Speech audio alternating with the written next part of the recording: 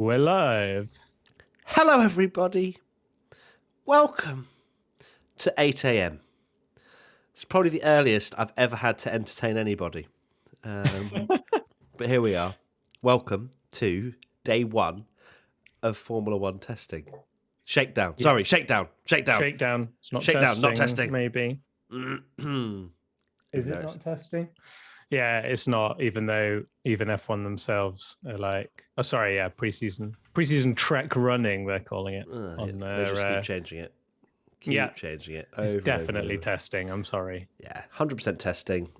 Whatever the reason is, we won't go into because there are rumours flying about, but there's never been a confirmation on what has gone on with regards to this first 3-day test at Barcelona, which we can't see. We're not allowed.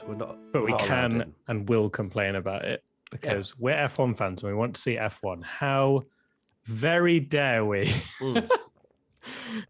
Apparently, we're supposed to be happy with what they provided with us in 1980. Yeah. So... I really want to just wait. Like, testing's not the same. Like, since last year we got to watch Formula One cars go around, and even though it wasn't the most interesting thing in the world, it's nice to see the new cars. You can chat, you can see it for yourself. It is 2022 after all, and we can see things. But no, apparently some people just want to wait for a magazine in 3 weeks. Don't forget though, Tommy, this is a really obscure track that they don't ever do F1 racing round. So it's Barcelona. Yeah. And no cars will go out. Oh wait, I'm on the race live timing thing, and George Russell is already out the pit lane. And actually, on the F1 live timing, this really takes the cake for me. I'm starting with an early morning rant. F1 live timing. The engines are starting to fire, but the anticipation is building nicely. A new era is about to begin, and we could not be more excited. It's like, show us then. Yeah, I know, right? show us something. Yeah. You're admitting that it's really exciting that new cars are coming out on the track for the first time. And it's like, nope, no, you can't see it though. It's just a tease, it's much better this way. That imagine if they went the other way and they're like, this is really dull. This is the dullest shakedown ever. You're glad that you can't see this. It is very strange. So we will be having, we've got pictures. Do you want to see them? Yeah. Whack them up. So what we're going to do, everybody, just to explain, obviously, firstly and foremost... We're not in Barcelona, can you tell? We're not showing footage because there is none. Did you get that? Good. But also, we will be putting up images that we see from XPB, which is, guys that we have an agreement with. So that's where we use a lot of our images from for videos and whatnot. So we'll be using them to showcase any sort of pictures that are uploaded straight away. We'll pop them up on here.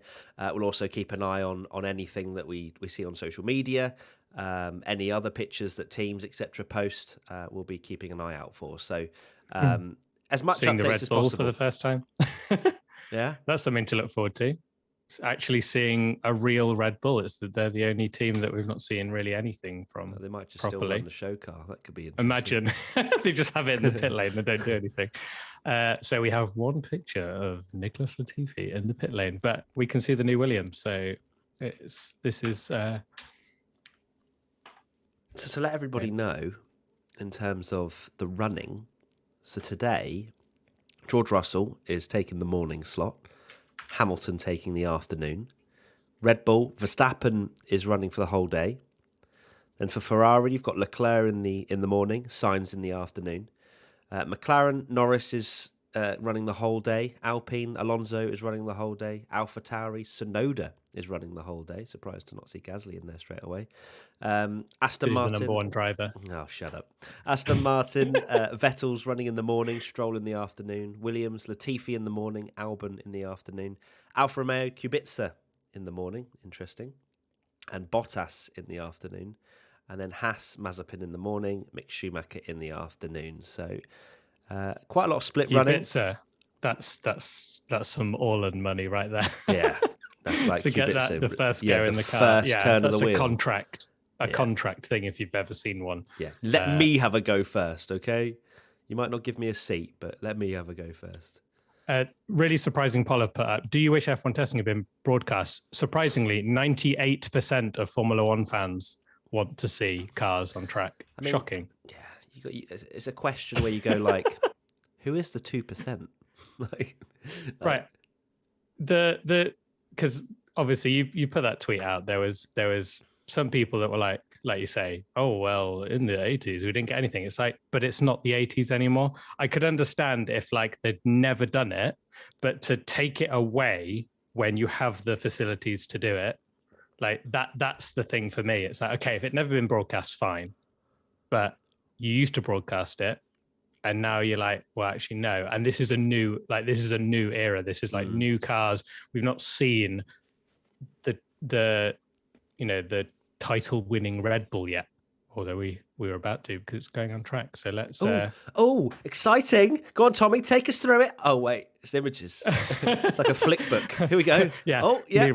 Refreshing the images. So that image that you've sent me now is Nicholas Latifi in the garage. So there's the Williams out on track. Just seeing if.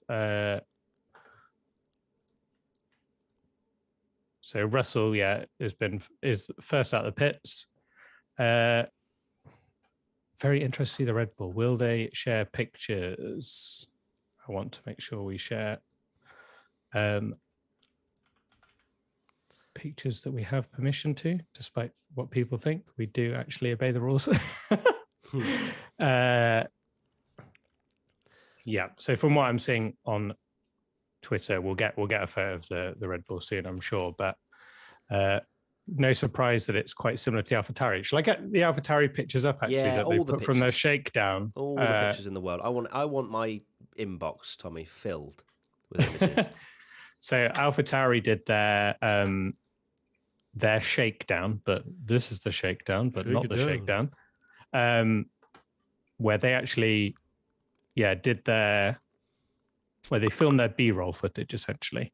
So we actually got to see the real AlphaTauri, and it's quite something. I'll give you that. I'm wondering, one thing we were promised, Tommy, that I can't see right now is the Slack channel that we were promised. Go on the website, and they've just updates on there. Yeah, but we're supposed to have the secrets. Well, we'll message them. I'll message them right now.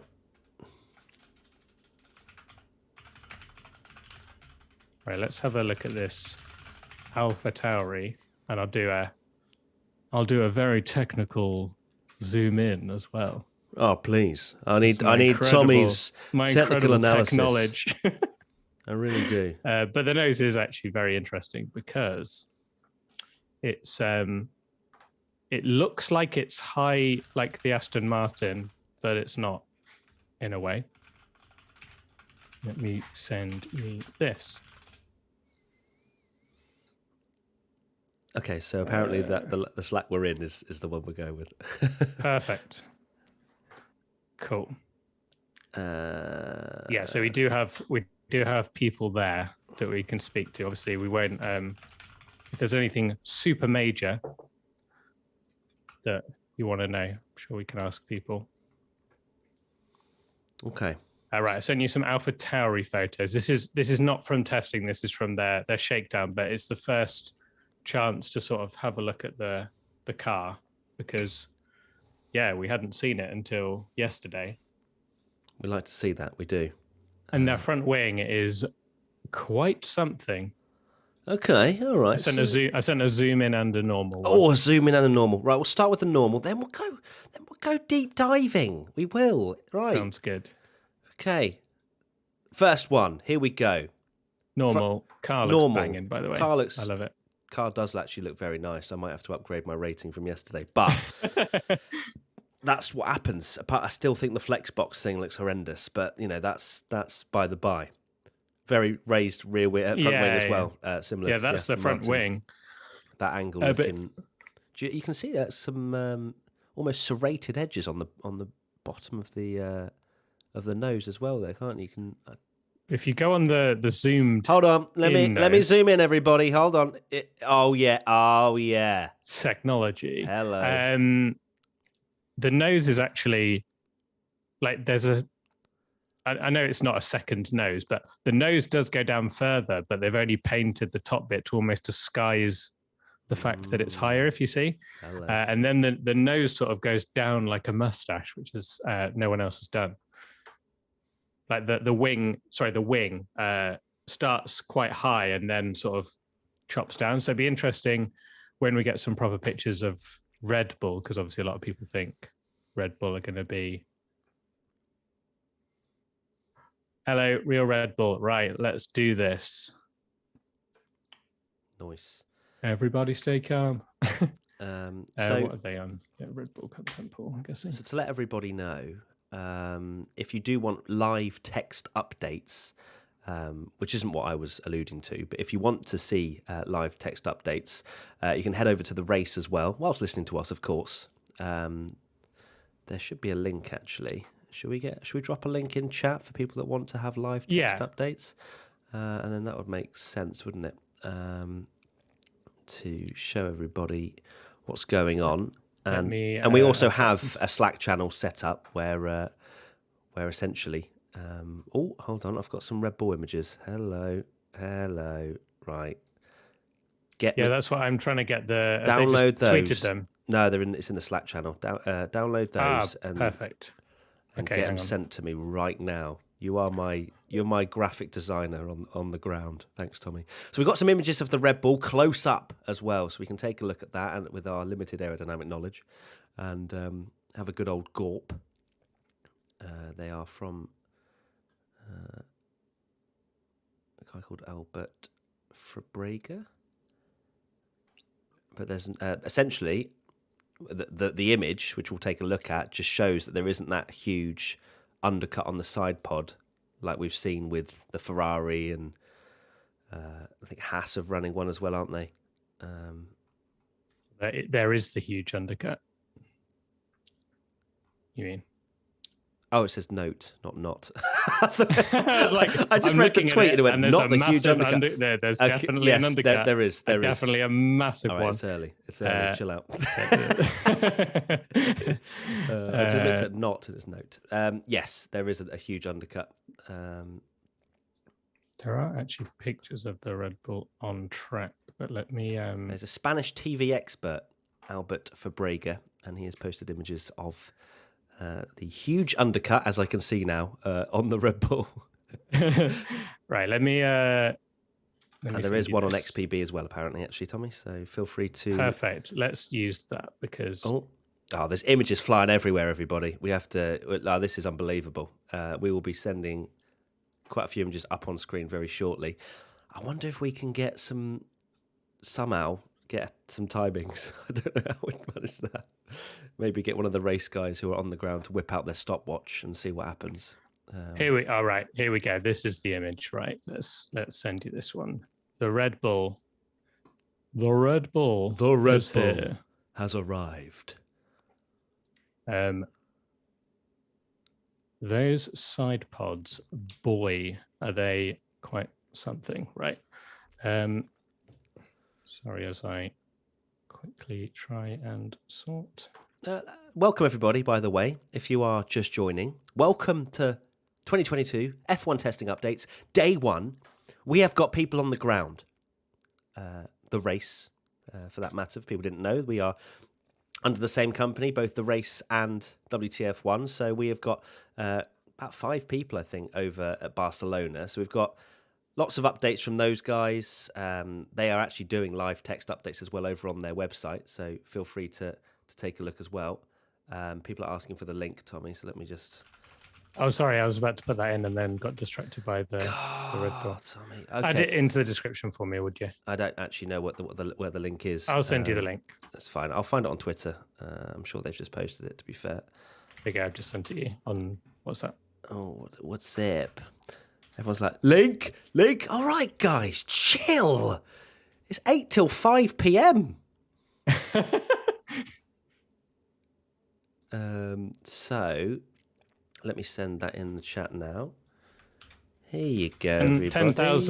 10,000 people in our stream just watching us chat about testing. It's almost like people want to watch it, isn't it? I'm just, spamming the link in the chat. Oh, right. God, how many people are saying link? Unbelievable scenes. Red Bull then. So go check that out whilst listening to us. Feel free. Welcome to over 10,000 of you, by the way, at 8:15 in the morning. Unbelievable scenes. Shout out to Darren, our chief, who gave us the idea for this because it's clearly working very well. So welcome, everybody. You can get live text updates using that link, but also keep listening to us because we'll be hearing all the rumours, all the know-how as well. So feel free to stick around. Okay, I mean, I'm going to ban the word link in a minute if you guys keep spamming link. It's already been posted. Actually, let me put it in the description. That's probably. I was going to say, why don't you just put it in the description? That's what. All right, Tommy. Right, I'm going to. Don't get sassy. Right. link. Text updates. Okay, save. There we go. I'll put it in the description as well, guys. If you want to go click on that. But yeah, so we are 16 minutes into the first day of testing. And we don't know. We don't know who's fastest. But hey, look, we're here, giving you all the updates we possibly can. We'll have timing boxes. Have a timings box on the live text when times start happening. There is timing in the media centre, so we'll be keeping it up to date. It'll be a sticky box at the top of the page. Okay, so we will be getting some information on the timings. So, okay, all right. Tommy, do you reckon there's any way we can integrate this? We could integrate maybe a little window capture and stick it in the live stream potentially. We're working on the fly here. I'm just thinking in terms of integrating it somehow into this live stream potentially, or we just read them out. Just read them out. We'll read them out. One or the other, you know. So, have you sent me? Have we got the Red Bull picture on screen now? No, not yet. I was just figuring that stuff out. Get that on screen. Right, Red Bull coming, everybody. There's a zoom again. A normal and then a. Ooh, it looks mean. Classic. Yeah, look at that side pod. It's like Verstappen after Hungary. Like it's just missing half the side of his car. Yeah, it's. Are you sending me a zoom? I haven't received it. Oh, sorry. Shock. Tommy's probably sent it to himself, as always. Have you received it, Matt? Oh, I've sent it to Tom.Bellingham. Already have. There we go. Right. Just make sure I didn't actually send that. Yeah, I have sent that to you. So yeah, I zoomed in one. I think Oracle are probably quite happy that yeah, that is the case because they just about fit their logo on. There's not really a side pod, is there? No, it's just missing, which again probably leans towards the fact that ground effect is pretty juicy and that they don't really need anything on the outside of the car. There was rumors from like tech people. I don't know how true this is. I just saw it, and it might be a classic baity kind of bait thing. But a lot of people were like, they might literally like be a car soon with just no side pods. Like they just don't need them. That's interesting because, as we just mentioned, aerodynamics on the outer side of the car are less important as we see that everything's stripped down very much. A lot of it is all about the airflow getting underneath the car, creating that suction through the use of ground effect, which used to be in Formula One many, many years ago, was very dangerous many, many years ago as well. It's a much more safer variation of ground effect this year. But it should be very exciting. That's one of the main reasons how they've been able to strip back the parts of the car that cause dirty air and cause cars not be able to follow as much. They're hoping that with the use of ground effect and less emphasis on the exterior parts of the car, that the cars will be able to follow more closely. So this will be the first time as well, Tommy, that I know it's a shakedown, whatever, where teams will actually get a good idea as to whether or not these cars can follow in dirty air. That's true. Yeah, they'll be on track. Drive. I'm sure a lot of them will probably, this is a good chance to test it where you get, directly behind someone.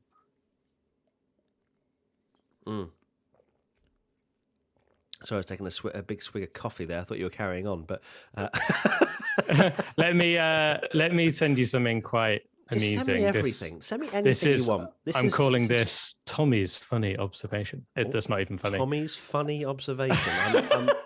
That's what it's called. It's not even funny. The TFO. We're going to TFO. Hold on. I'm hearing on the ground. We are heading over to TFO with our WTF1 founder, Tom. Okay, right. The picture I sent you is of the Red Bull. Yeah, got the zoomed in one on screen right now. I've sent you another one, hopefully, where it's a bit more of the rear wing. Yep. You got that? Sure. Wait, hold on. I've received it. Yeah, I'm going to have about 1 million emails from you by the end of this. I love it. You are. Right. Let me change that over right now. Here we go. Boom. Right. The rear wing, yeah? Yes. On the podcast, not a podcast, yesterday, where we were reviewing the cars. Banged, by the way. Thanks, everybody, for watching. We were talking about Bybit, the cryptocurrency, paying £50 million a year to sponsor Red Bull. Look where they've put the sticker on the rear wing. God. They can't be happy about that, surely. How have they managed? Sorry. The only way you're going to see that is from a helicopter. Yeah. Oh, that is shocking. Because as well, I guess the front wing's a bit better. But you can't actually see that. But yeah, good job they paid £50 million for that rear wing sponsor. And they've just got an empty space where the actual visible bit is.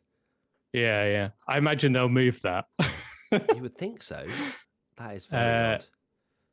I'm actually really excited to see the first 2022 F1 car with like loads of bits hanging off it. You know, like the things where you got the big old aerodynamic testing plates and all that good stuff. I'm sure that'll happen at some point as well. The new season is here, Tommy. This is sort of. Yeah, it's very bizarre that we're just sort of like refreshing and just constantly like refreshing for pictures and stuff. I'm just going to do a tweet to let everybody know we are live. Come join our live testing update. What are we calling it? Our live 2022 F1 testing update stream. We're including lots of pictures straight from Barcelona. What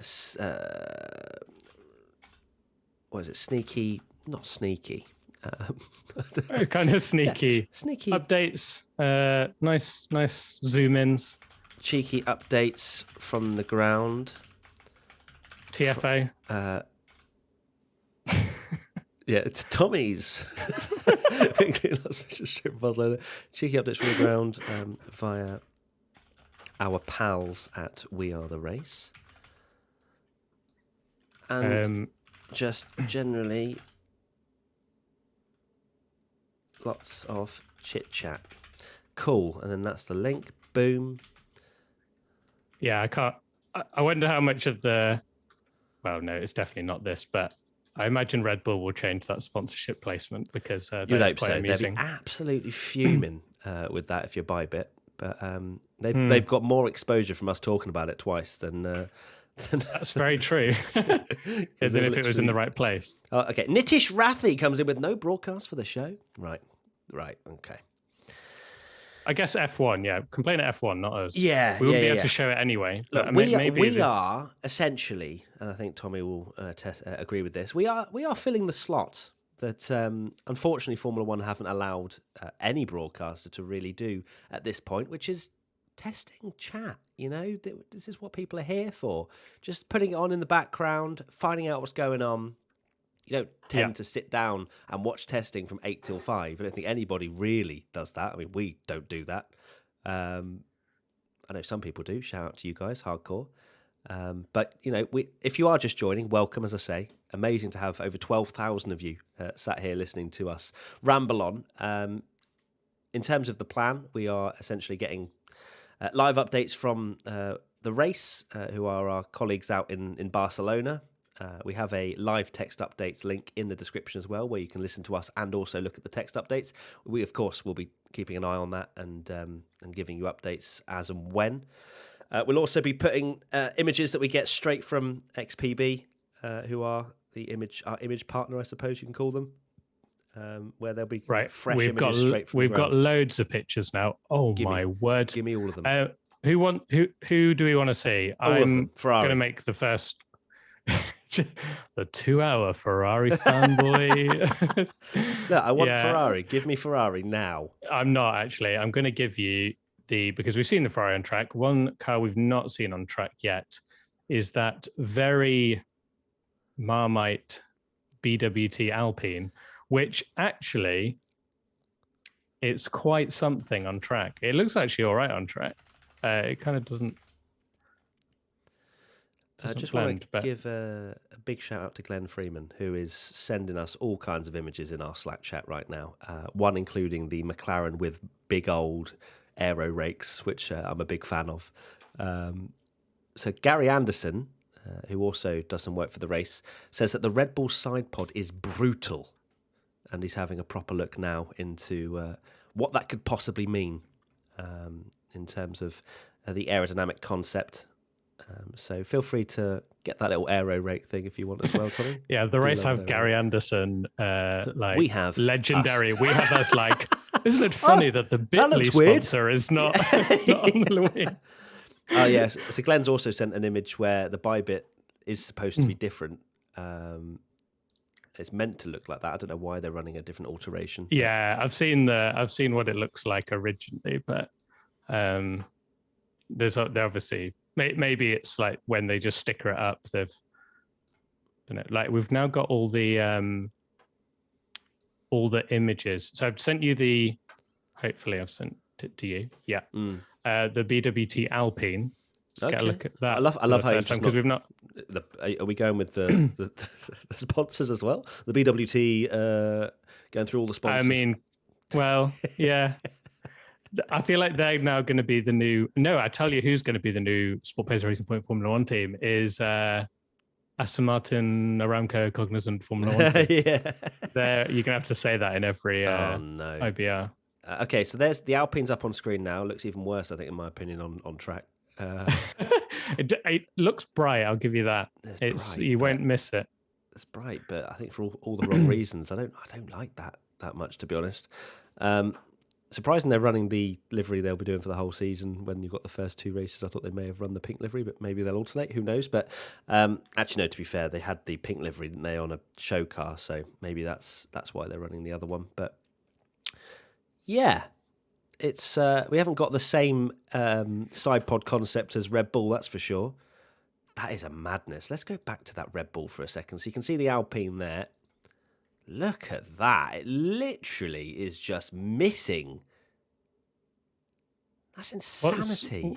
Yeah, it's mad, isn't it? What's really funny is Red Bull have shared an image of the car like, here's the moment you've been waiting for. It's on track, blah, blah, blah. And as teams normally do, obviously they put nice filters over it to make it look all cool and arty, but also to hide things.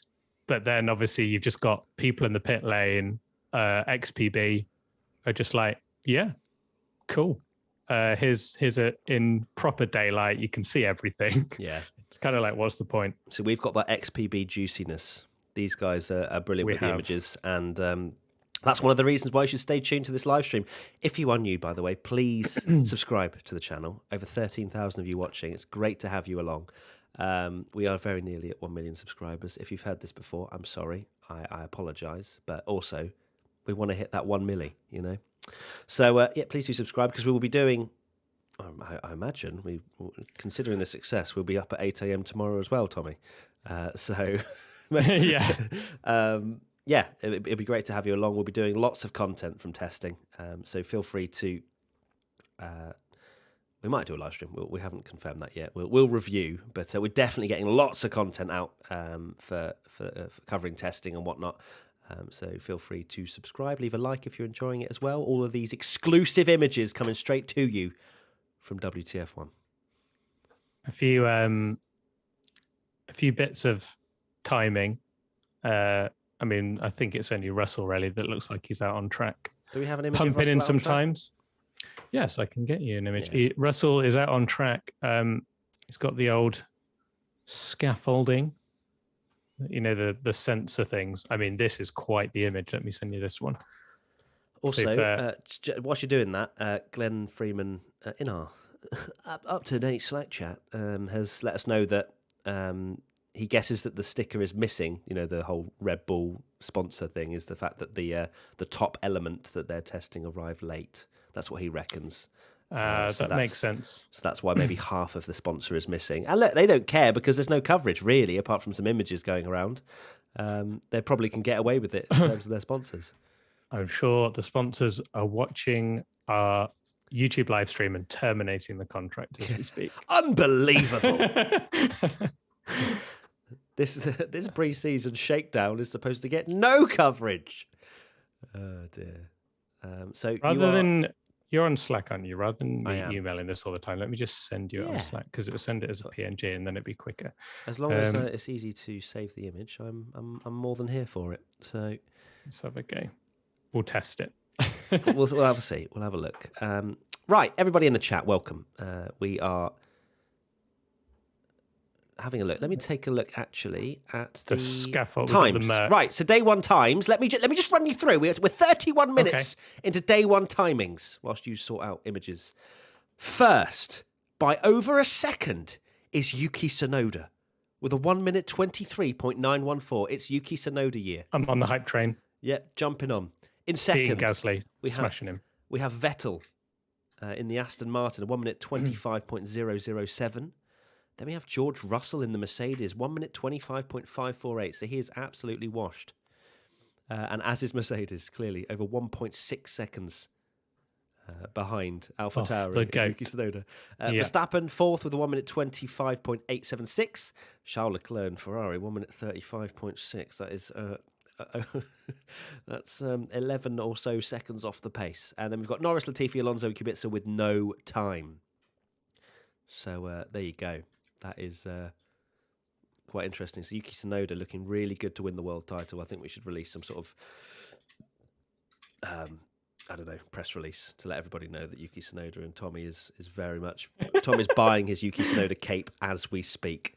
Yeah, I'm repainting the wall in the new Alfa Tauri livery. You best believe as soon as Charles Leclerc goes top, which is absolutely happening at some point today, I am losing my mind and I will officially declare my love. And I won't just be passionate.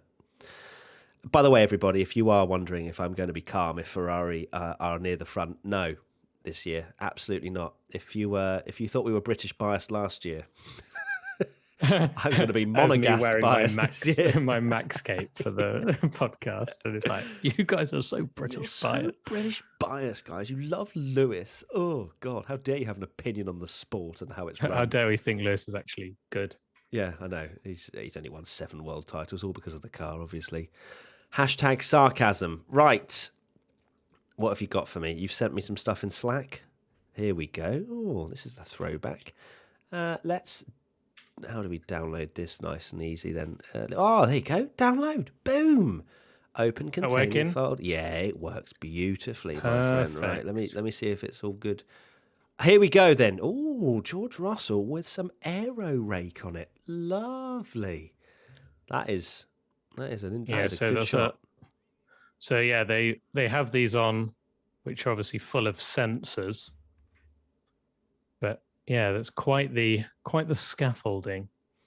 They finally made these cars nice and sleek. Obviously, they won't run this in anything other than testing, but yeah, that's kind of pretty much not far off what the side pods used to look like anyway on the old cars, to be fair. Yeah. There's no extravagant, at least that we can see, innovations on that Mercedes at the moment. Red Bull definitely taking the top talking point with the side pod there, which is incredibly aggressive and somewhat crazy. I wonder if that is, that could be an innovation that could change the game when we get to round 1 in Bahrain. But it's good to see the Mercedes out there. George Russell running that Mercedes for the first time. Well, not the first. Well, the first time in terms of the 2022 F1 car at high speed. Because it is a shakedown, but not a shakedown because the cars are still allowed to go full speed. So it's not technically a shakedown because a shakedown is usually when they're not allowed to go full speed. Like a filming day where... Yeah. So that's very interesting. A lot of questions we got actually is why a lot of teams you see running the wet tires, even if it's dry, and it's essentially because they're not allowed to go quick. So just to let you know, Tommy, and I think you might want to get the cape out, Max Verstappen goes fastest with a 1 minute 23.038. Sonoda, a 1 minute 23.276. So there you go. Sonoda, Verstappen. It's a Red Bull AlphaTauri era. I have exploded with joy and excitement. Even though glad you clarified. Oh, this Ferrari! I'm sorry. Send me the Ferrari, Tommy. I need it. I need it in my life. I really do. It's let me send a photo of the. It's good stuff. Right, let's have a look at the chat. What are you guys saying? Where's the Haas? People are asking where Haas. Where Interesting. Haas? That's Alfa Romeo pictures? Question mark. I guess that's the one car we haven't seen. So no, they are running their Camo livery. We've not got any pictures of it yet, but they are still in their Camo. But we'll post it as soon as we see it. Once we do. Where are you guys watching? We're watching where you're watching, but we're getting images, we're getting information on the ground from the race, who are our esteemed colleagues who are out in Barcelona at the moment, sending us lots of information. They've got live text, which you can see in the description below as well. So feel free to go and take a look at that, but we'll keep you updated with what we hear. We're just kind of keeping a very, very broad eye on social media as well. But we have got our image partner, XPB, who are sending us images straight from the track, which is very exciting. I'm sending them to you now. One of the Ferrari and the McLaren on track. Here we go. We've got a Ferrari picture. I'm welling up. Here we go. So everybody, have a look at the 2022 F1 World Champions and how good do they look? Oh, God, that is just... Oh, okay. The yellow wheel winglets. Juicy. And they're running the red soft tyres as well. Oh, it's just... I love it. What a car. It's a shame the McLaren's in the background. I knew you were going to say that. No disrespect to McLaren. It's just the livery is not great. I'm not a massive fan. It definitely looks better with the sponsor on, I'll tell you that. Like when they were showed, when they had the shakedown, and it did look like My Team F2 when you've not unlocked any sponsors yet. I think that happens for a lot of teams, doesn't it? If you have empty space, it just looks weird, which is great for sponsors because clearly that it works. That we enjoy a sponsor. What happened? I've got XPB have just uploaded a really good picture of the Red Bull side pod, and it is insane. Quick, send it! I want it. You can't just tease me like this, Tommy. Come on, send it over. Okay, so we've got a very cool image, as Tommy says, of the Red Bull side pod. So we're going to get that juicy thing up to you as soon as possible. Holy moly! Right, let me. I'm actually going to. Tommy's teasing even cheekier. Tommy knows how to hype it, even for me, let alone everybody watching. Unbelievable scenes. I'm even boosting the exposure so we can see it even more. Oh, we love a bit of exposure. We really do. This is a mad ting, right? So just to let you know, Yuki Sonoda's gone fastest again. Yuki Sonoda absolutely flying out there with 1 minute 22. The Sonoda hype train is back on. Charles Leclerc still down there with 1 minute 35.6. Not a fan of that. Ferrari are washed. 12.6 seconds off the pace. They can bring it back. It's fine. Right, here we. Oh, okay. Oh my God! It literally looks like a part's missing from the Red Bull. Right, let me load this up for you guys. Goodness gracious me! I mean, it's aggressive. It doesn't look very nice, does it? But I don't think they really care as long as it's quick. It genuinely looks like they've just forgotten to put a part on the car. It's mad, isn't it? Imagine if we're like over-analysing it and actually that part just didn't arrive in time for Barcelona and they're just running without a part on the side pod. Yeah, this is why we don't do the technical. No, I imagine there's a very good. Yeah, so I'm assuming, like obviously with the new ground effect that you just because they can't have these winglets anymore to create the downforce. It's all about the floor, so pushing it as much to the floor as possible. But I mean, the which is confusing because obviously Ferrari don't have that, and Aston Martin have got the big old side pods. But yeah, a lot of teams are. Jesus, I love the chat. Everyone's just going, "What the f?" Yeah, Super ugly. But Adrian Newey masterpiece. I mean, yeah, if it wins the title, it doesn't matter yeah, it how doesn't it matter looks. how it looks. Yeah, if that is the way in which these F1 cars are going, I'm not a fan. I think it does ruin I the hope they aggressive don't. look. It's interesting. Yeah. Okay, so I think obviously with these kind of things, though, remember this year, and if you haven't seen our video about F1 teams and their secrets, please do. We uploaded it a couple of days ago. But to give you a sort of top level summary, Oh yeah. F1 teams with these innovations that they'll bring over the course of the season, they have to essentially describe what they're bringing to each race that's new to the FIA and to the media. So anything they bring, they have to explain what it is and why they've brought it, essentially, which is...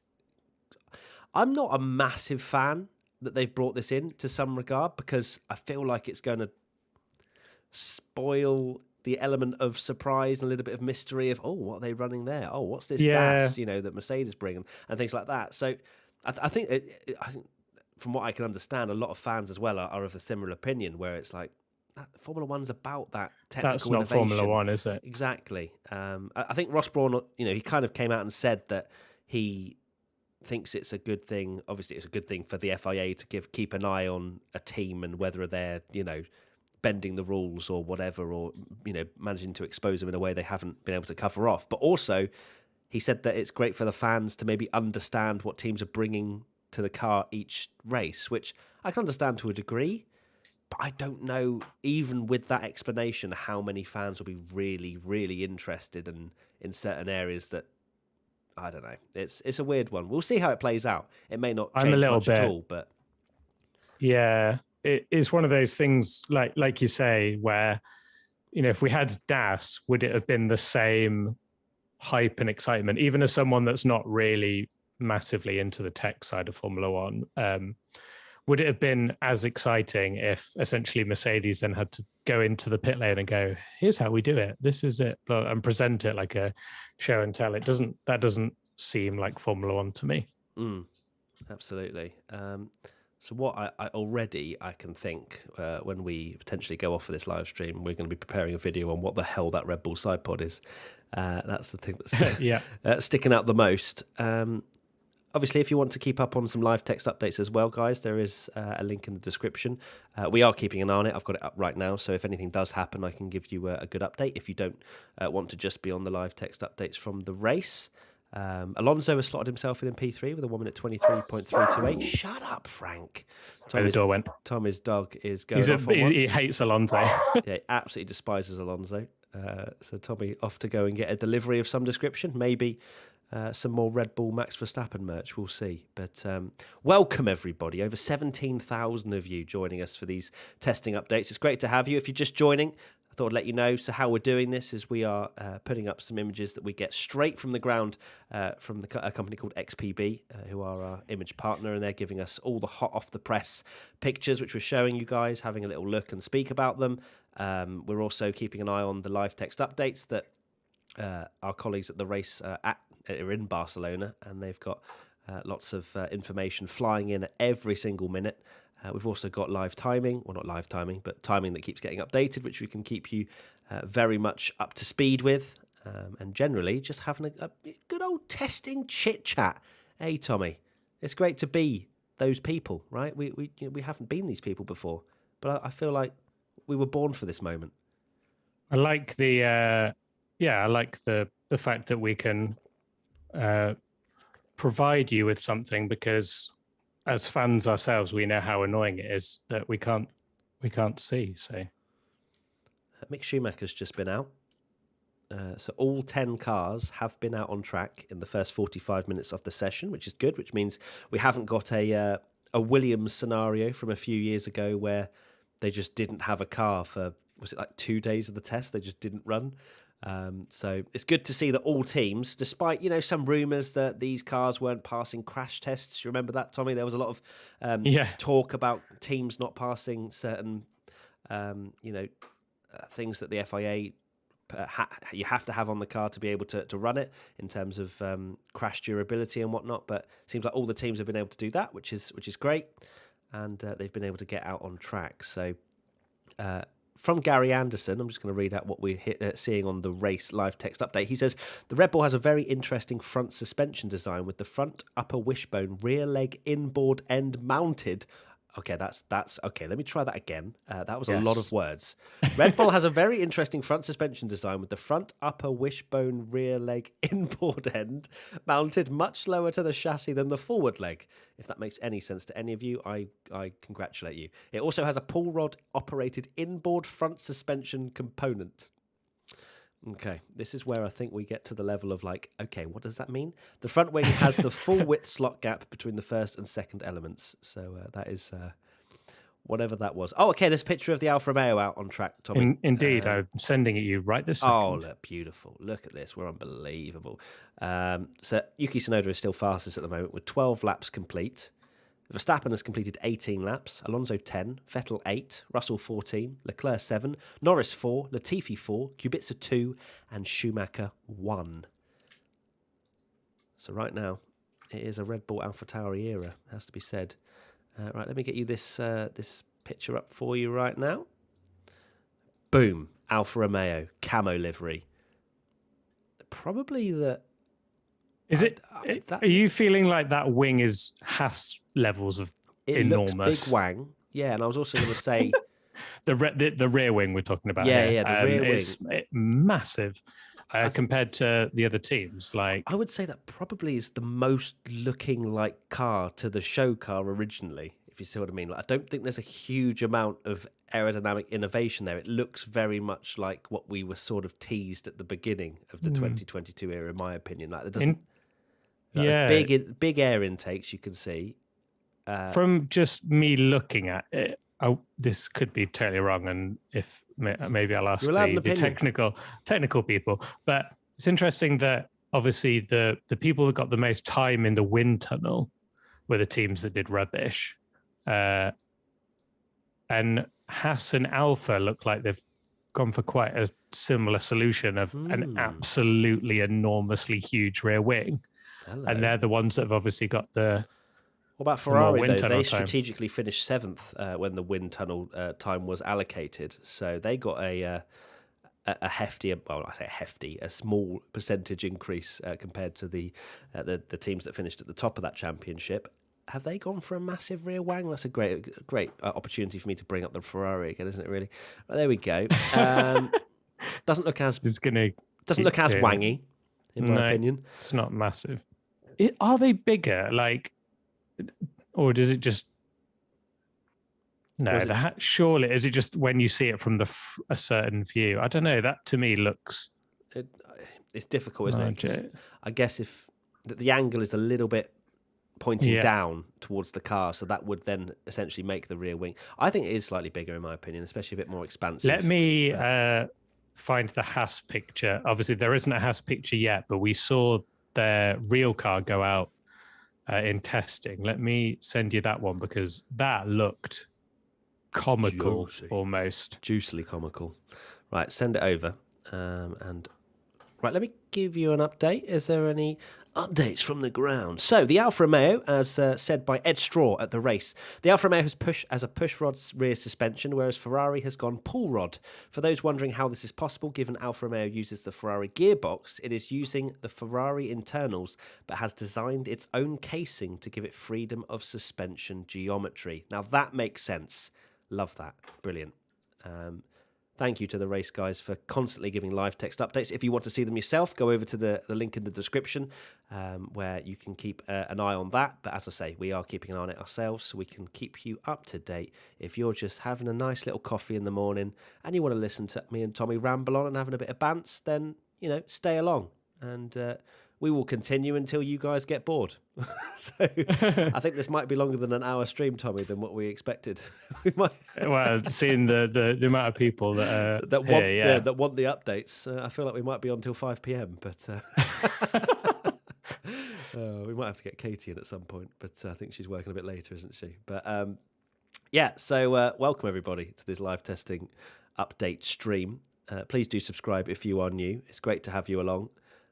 We are going to be doing lots of testing content and just general loads of content because we love content and videos and Formula One in general. So please do subscribe. Send you a Haas picture if you want to. Oh, little Haas. Not of it on the track now, but was this yesterday? Or the day this before? was when they did their show run. But this is just an indication of how absolutely enormous that wing is from this angle in particular.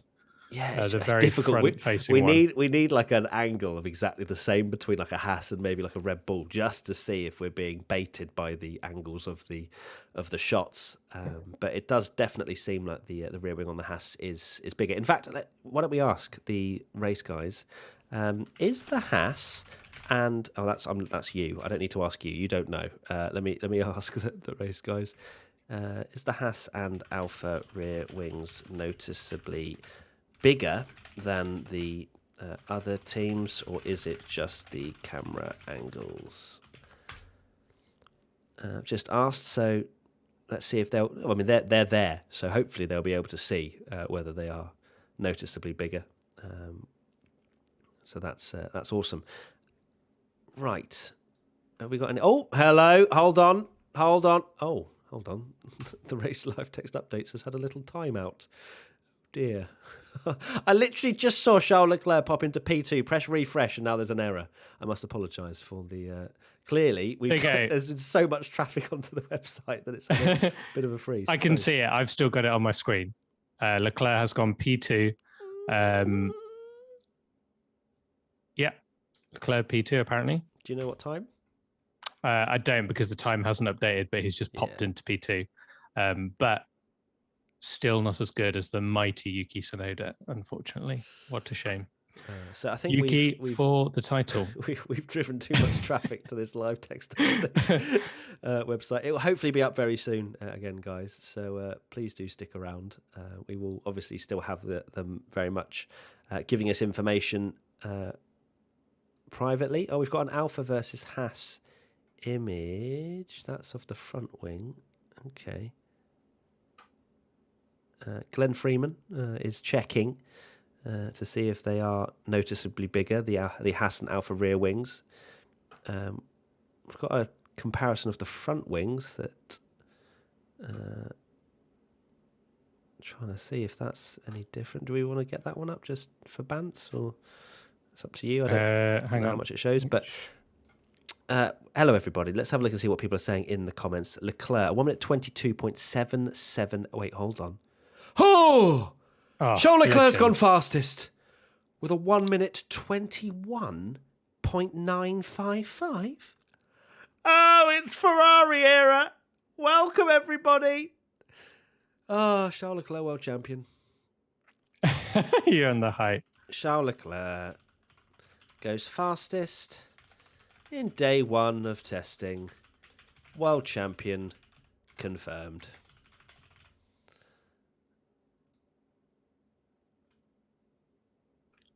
That's just so fine. So I've got a picture of the Alfa Romeo and Haas together. Yeah, talk to me. Thank you, Luke from the race, for sending that over. We have... hang on, let me send this to you. Very similar. We kind of...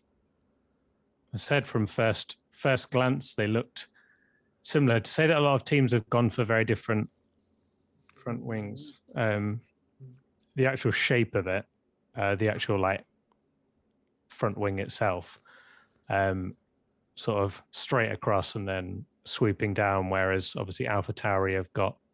I tell you what, no team... the Alfa running the front wing a lot lower than anyone else, I think. The show car, right? You know how the... in fact, should I just get a picture of the show car? Hang on. The show car had that really wavy, didn't it, front wing? And no one's, unless I'm mistaken, that you can correct me on, I don't feel like any team has really done the front wing in that such a ridiculous way, where it sort of goes quite high up and then sweeps down. Mercedes kind of have, but is that just the way they've painted it? Because it's black with the turquoise. Right, let's see what pictures we've got. Do we want a front-on shot of the Red Bull because we've not seen it yet? Do it. Let's get the Red Bull front shot. Get in the pit lane.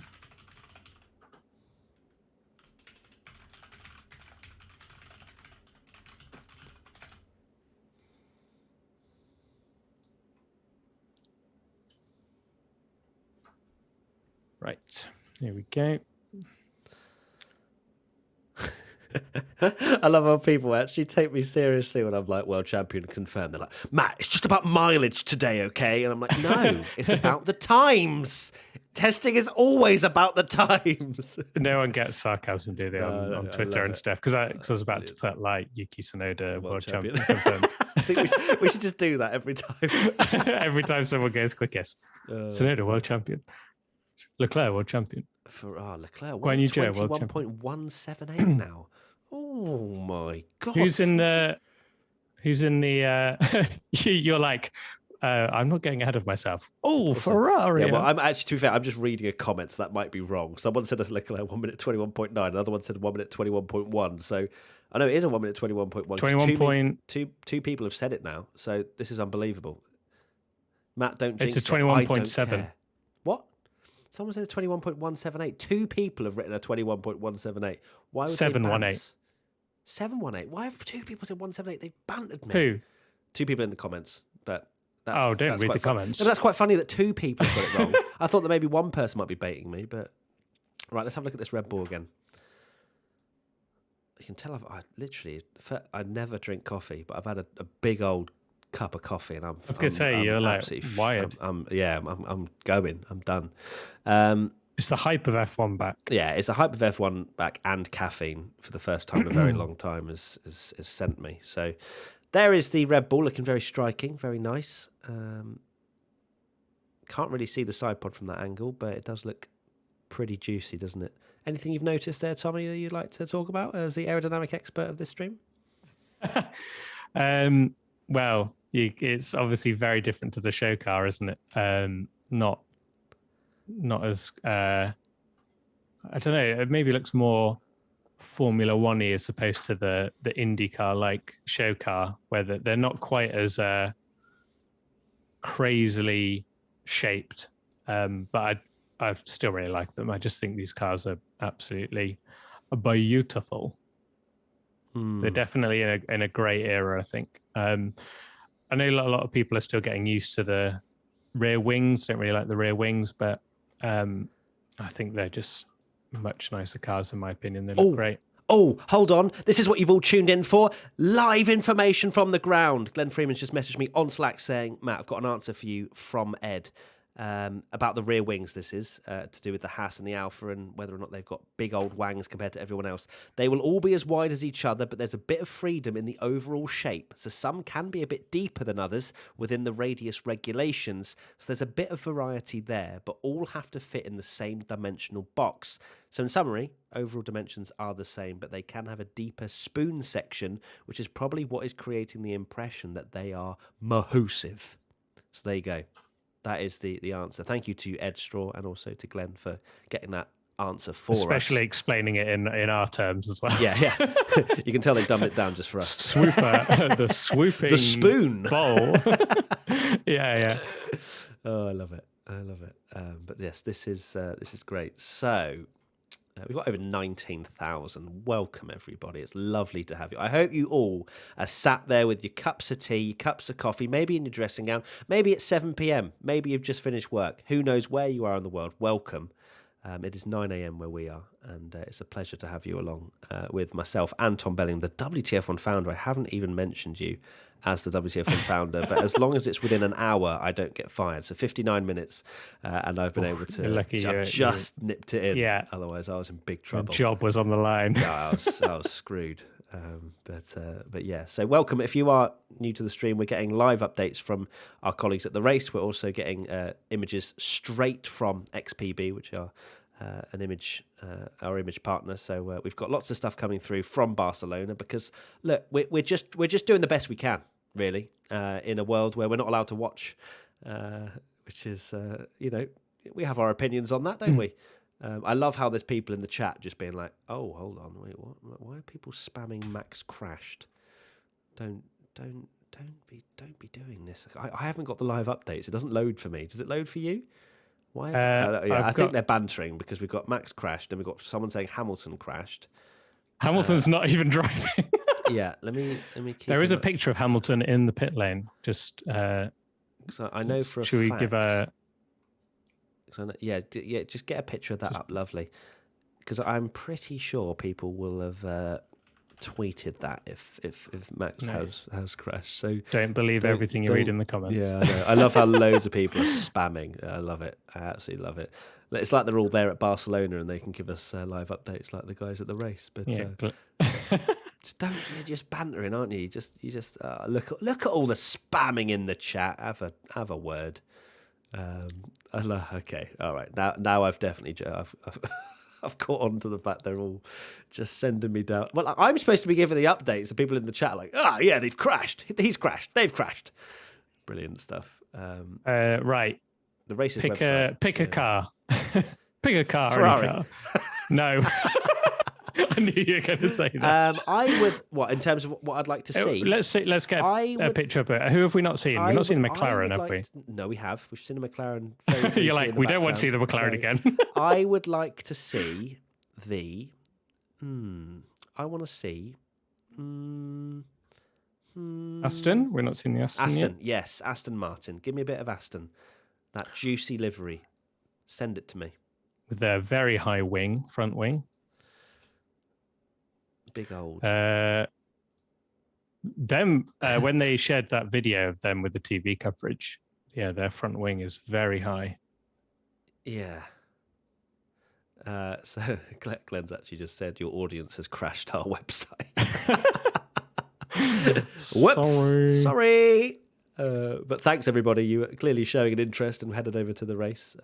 I hope that'll be fixed very soon. And they'll get it sorted. You can also see the race on Twitter as well. They're keeping everybody up to date on their on Twitter as well. So they're doing tweets now and again to keep you guys updated. There is a live. Oh, so it says 4 minutes ago they tweeted that Leclerc's on a 1 minute 21.955. I don't know if that's strictly true because I'm seeing rumours of a 718. So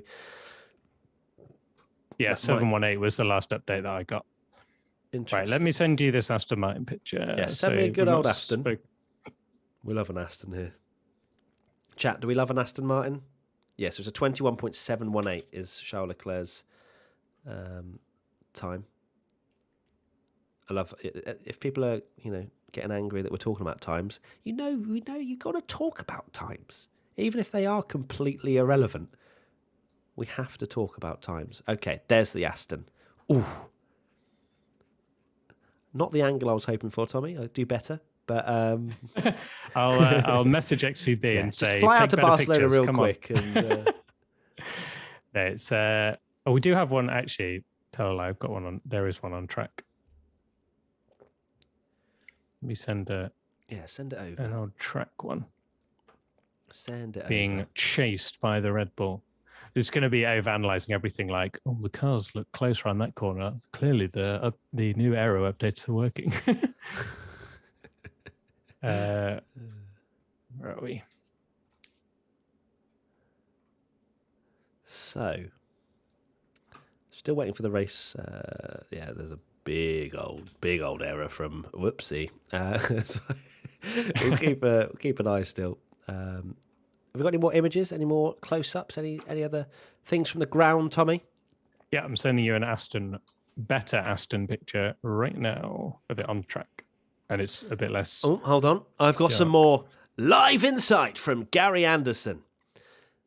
If it's variety that we are after, I'm about to sneeze. Let me try and not sneeze whilst reading this. Here we go.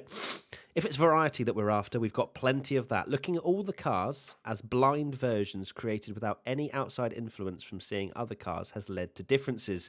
It will be interesting to see if that lasts and what the FIA makes of some of the concepts, as there are a few things on various cars that are definitely beneficial for the performance, but not so good for what Ross Brawn calls raceability. Uh-oh. F1 teams are ruining everything again. Who would have thought that Formula One teams would make it so the try and ruin racing? Yeah, because as I said in one of our videos recently, that it's beneficial for teams to disturb the air as much as possible for the cars behind, isn't it? It's literally beneficial for that. So if they find an aerodynamic concept that firstly improves performance, but secondly creates these bananas of dirty air behind, it's a win-win situation. Exactly. Yeah, That's I mean, Aston. Thank you, Tommy. All good. Yeah, the cars as well. I know there's not like loads of difference. Well, there are quite a lot of differences. Like a lot of people were maybe concerned that they might all look identical, and it would just be a show car, and there's nothing in the rules you can do. But all the teams do have like different approaches to the front wing, and there are things you can see, and maybe it's more because there's less aero parts. As someone that's not like hugely into the technical side, it's like for me, I can clearly see that nose looks different to that nose, whereas a lot of the differences maybe like before when there were technical updates, it was like small little winglets that you don't see, whereas I mean, some of the things. I mean, in fact, I've got a good idea. Let's. I like your good ideas, Tommy. I do. Let's do a comparison between. Ooh. Here we go. We're getting. I'm a professional technical analysis now that I'm putting two pictures side by side. That makes you doesn't matter what you actually say when you compare them, but if you've got those two images, that makes you side by side, an analytical expert, in my opinion. You're like, look, these are different. About you chat away. I'm just gonna me chat away, but I don't know how to chat. I don't feel at all ever. I've just seen a picture of some. Yeah, I actually, if we can get some images of comparing the side pods from a few different cars, that's. It's almost like I'm doing that right now, and you read my mind. There you go, boom, lovely. Just to see how extreme that Red Bull side pod is compared to the others that are running out there. Well, I've got a picture of the Mercedes side pod, almost exactly the same angle as the Red Bull one. I'll send you both, and then you can flick between them. Merc pod, and then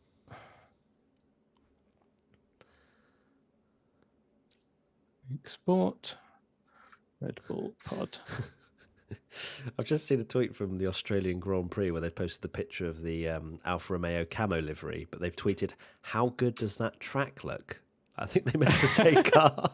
It's like, I'm literally seeing like a little bit of tarmac. I'm like, yeah, it looks all right, decent. So welcome everybody. Surely, if you are is that a camo joke? Oh. See, it's too early for me to get camo jokes.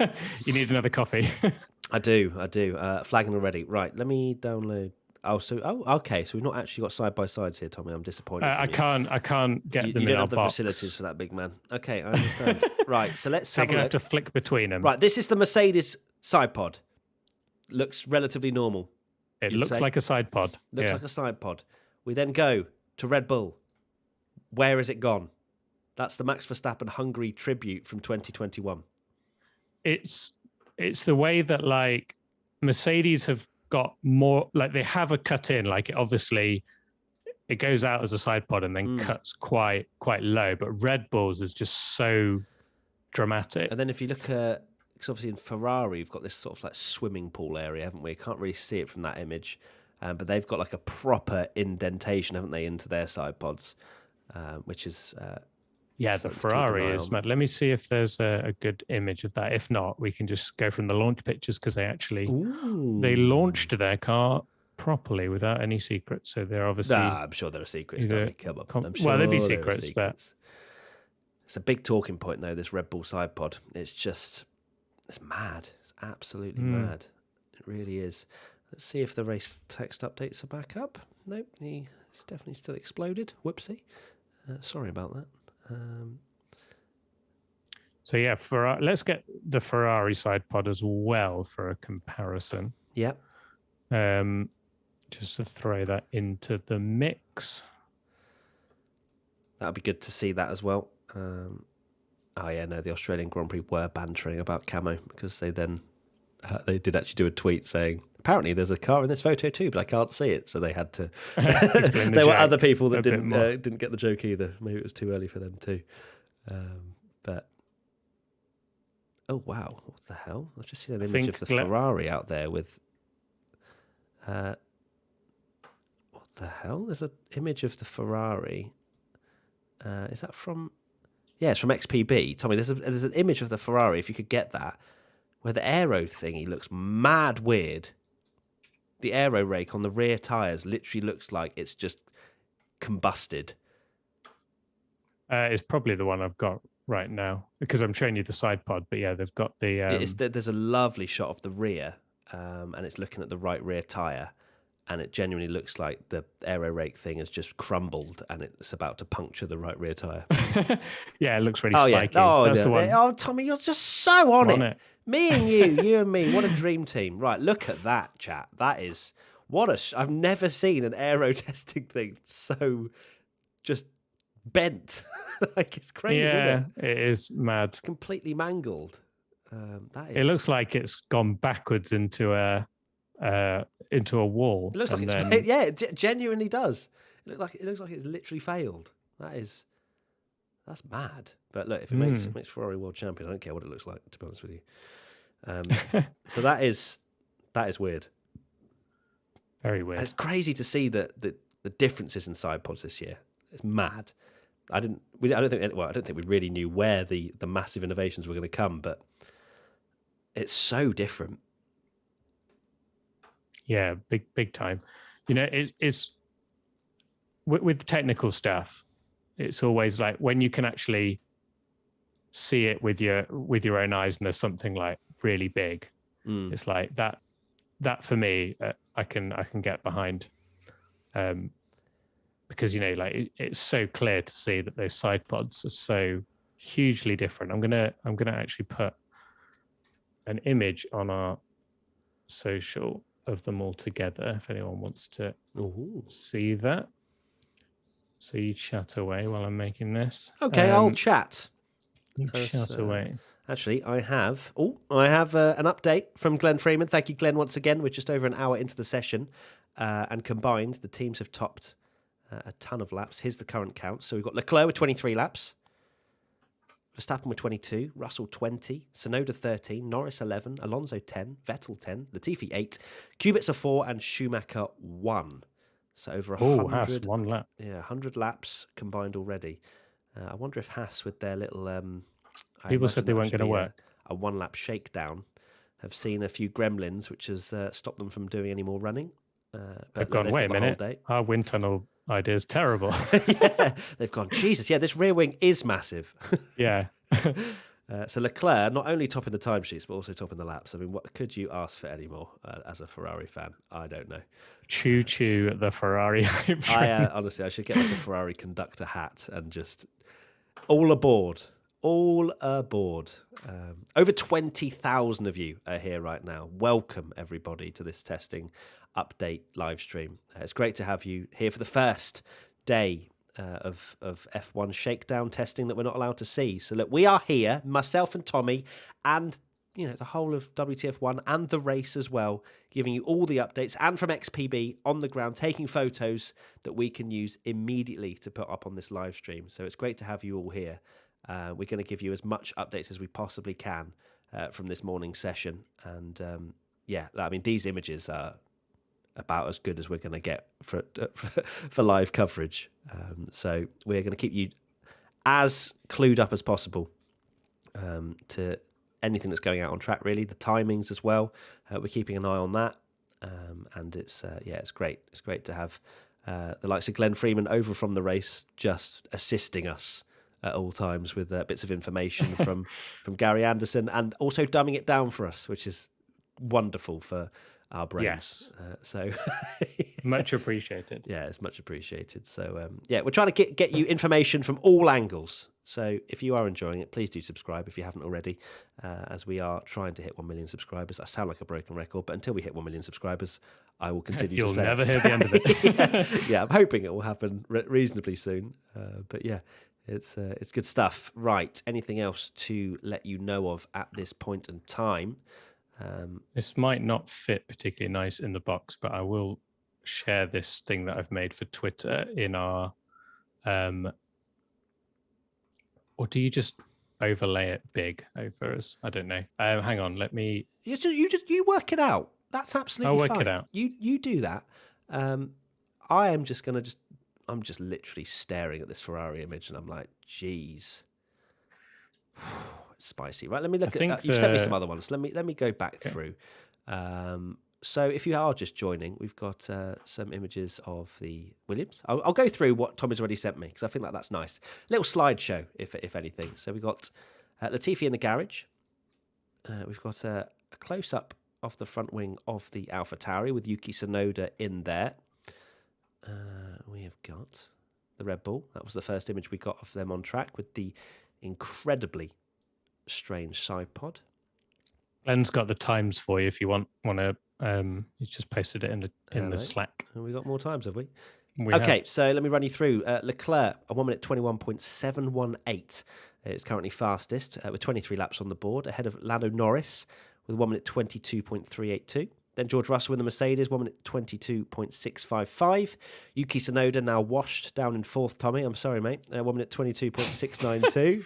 Verstappen, 1 minute 22.842 in fifth. Alonso, 1 minute 23.3 in sixth. Vettel, 24.3 in seventh. Latifi, no time. Kubica, no time. And Schumacher, no time. So Latifi has done 8 laps, but not one of them has been a time. We're actually getting some information about Mick Schumacher as well. Ed Straw has said, strangely, the timing screen has both Schumacher and Mazepin as having completed a lap in the Haas.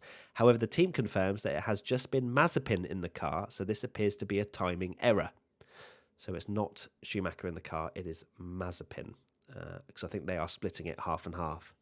So, yeah, that wouldn't make any sense for them to have 1 lap each. But so far, the teams that are struggling are Williams, Alfa Romeo, and Haas, which is that wind tunnel time's done well then to make it closer. Right, sorry. Let me finish the slideshow and then I will show. So that's the rear wing. I've sent you the side pod one. Then of them we've all, got the Alpine. Yeah, I'll stick that up in a sec. Got the Alpine there. Got the Mercedes with some aero rake on it. We've got Ferrari. Oh yeah, lovely. We've got a closer look at the side pod of the Red Bull. Do we start putting just a trigger warning of noises for you every time the Ferrari? Yeah, this is going to get demonetized immediately. Alpha with the Camo livery. We've got the Haas. That was not from today, though. We've got a comparison of the front wing of the Alpha and the Haas there. Then we've got another shot of the Red Bull. You can clearly see who's sending me the images, Tommy. Then we've got the Aston in the pits. Another shot of the Aston there as well. Got the Red Bull side pod once again, because that's the big talking point. But then we have a look at the Merc pod. The Ferrari rear and pod as well. And now we've got the comparison. That is quite extreme, it has to be said. They're very different. And that is, the top teams you could, on paper, if you last year. Yeah. Go on last year. Obviously, we don't know. Top 3 teams, But top 3 teams last year, all completely different. What's going to be interesting to monitor over these 3 days in particular is whether they have all got different side pod innovations that they're going to test over the 3 days. Because, if you're new to testing, this isn't just going to be the only car that they run. You know, they're going to be running all kinds of variations of ideas and things that they have in the locker. It's not going to be, you know, all just done in the first day. So there's going to be a lot of learning. You know, all of this mileage, every single lap they turn is important in terms of data, because, you know, it's brand new cars. It's a clean slate for a lot of teams well, all the teams this year. So be interested to see if I don't think, I'm putting my neck on the line here. I don't think anyone would have maybe gone as extreme as Red Bull in terms of the side pod, because you'd imagine you'd want to test that immediately. But then again, we don't know if that Red Bull side pod is going to be any good. You know, they may well revert to a more normal looking one for tomorrow. So have to keep an eye on that, won't we? You never know. But yeah, I can't believe that. Well, I guess you could argue there's no surprise that Red Bull have done something pretty crazy. They'd always, like Newey and his team were always going to do something, weren't they? But is it fast? Who knows? Is it fast? We don't know. Interestingly, the poll we put up an hour ago has had 54,000 votes, and 96% of you have said that you wish that F1 testing had been broadcast. If that isn't a collective F1 fan groan, just like your dog was groaning a second ago, that F1 testing is not being broadcast, I don't know what is. But we appreciate you guys coming and sitting along with us, because, look, we're bringing you as much information as we possibly can to keep you up to date with what's going on in testing, because everyone's intrigued. I'm intrigued. Tommy's intrigued. Chat, are you intrigued? I just want to see a yes. That's all I want to see, because I want to see that chat blow up at how much intrigue there is to these new cars, because I don't think it's fair. And maybe I sound like an entitled F1 fan, that I don't think it's fair that these 3 days aren't shown, because they took it away from us. Yeah, that's the main thing. They took it away from us. We've seen if we'd never had testing. it, yeah, exactly, then it's fine. But why go backwards? It's and for people silly. that compare it to a football training session, it's not. Completely different. These are 6 days of testing, 3 of which is televised for us. It's the equivalent of like apart. It is worlds apart. You can't compare, but it's more in comparison with like a pre-season friendly, or like World Cup qualifiers or something, because you get to see them, or like a friendly game where, like, you know, you want to see your new players playing for your team or whatever. Like, it is like that. Like, all as F1 fans, look at the views on the launches, and all the views on you know, Mercedes just posting, here's Lewis Hamilton doing his first lap in the car. The views are insane on YouTube. Like, it's a massive sport. People want to see it. And is it, I just, the argument, just get in the bin, the argument of like, oh, well, in my day, it's like, well, you know, the internet exists now. And, you know, should we all watch the races on YouTube in 180p to get the full experience of the 90s? No, things have evolved for the better. So just like, exactly, it's not entitled. You make it's a great just, point as well. It's not like we're asking for them to, you know, innovate and change the way that they do F1 testing that they've never shown before. But yeah, that's literally it. They've gone backwards. They're going to show the 3 days at Bahrain. There's rumours, obviously, I'm not going to go into them because it's not confirmed, about what the reasoning is behind it. But at the same time, as an F1 fan, you're allowed to be outraged. This is a new era of Formula One. These are completely brand new cars. There's a level of intrigue anyway with it being a new season. But the fact the cars look so different, we've got so many different aerodynamic concepts that we've seen already in the first hour and 23 minutes of testing, that I think it's unacceptable that Formula One haven't managed to do this for us as coverage. But look, you know, you're allowed your opinion on it, but if you think that we don't deserve testing coverage, your opinion's wrong. Oh dear, I love being an entitled F1 fan. But okay, so let me give you an update, see what we've been told, anything new.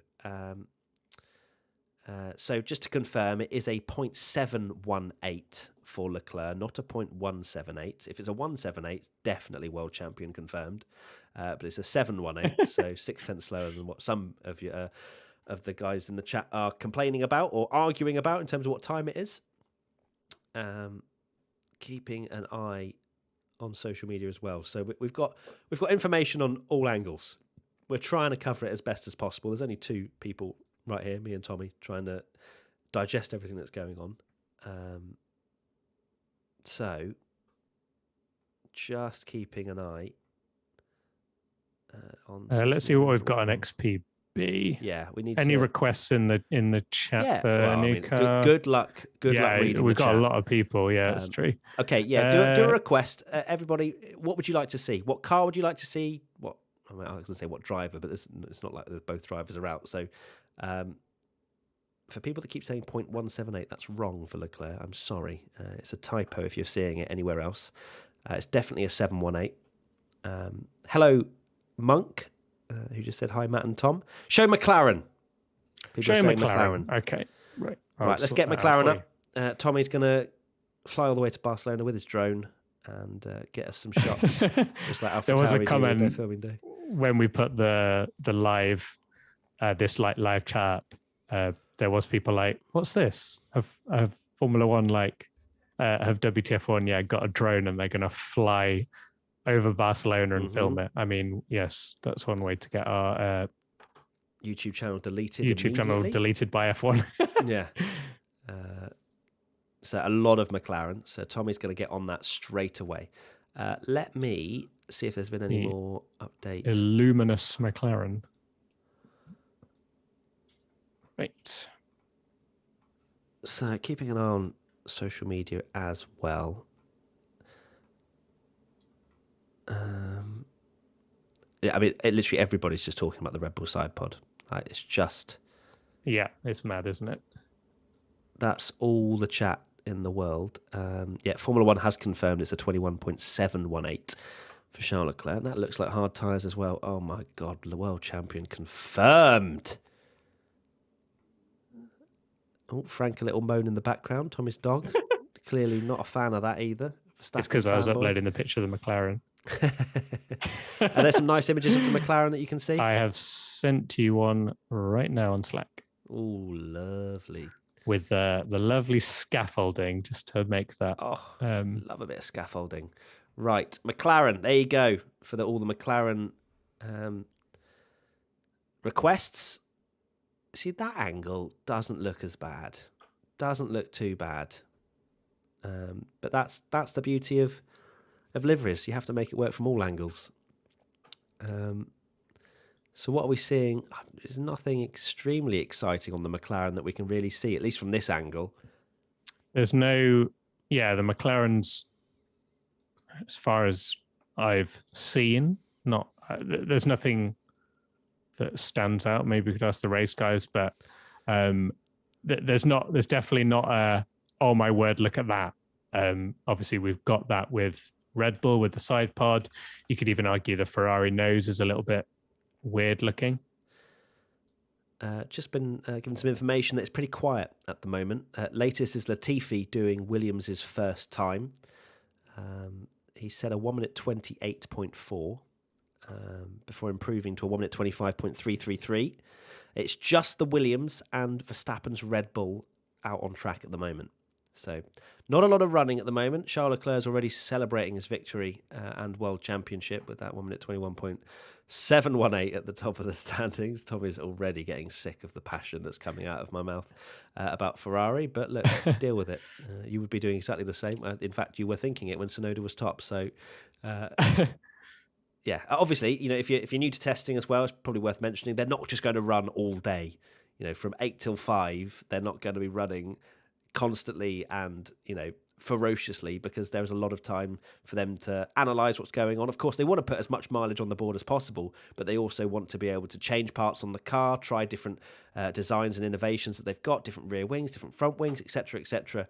That they, they're not constantly out there. They have to install the aerodynamic rakes as well if they're going to test a certain area of the car and how the airflow is, and get the data from certain parts of the car. So there's lots of times where there is a bit of a lull, and I'd only like to apologise on behalf of all the Formula One teams that we're not getting full 10 cars on track for 8 hours a day. It's a disgrace, really, because they do have an hour for lunch as well, don't they? Yeah.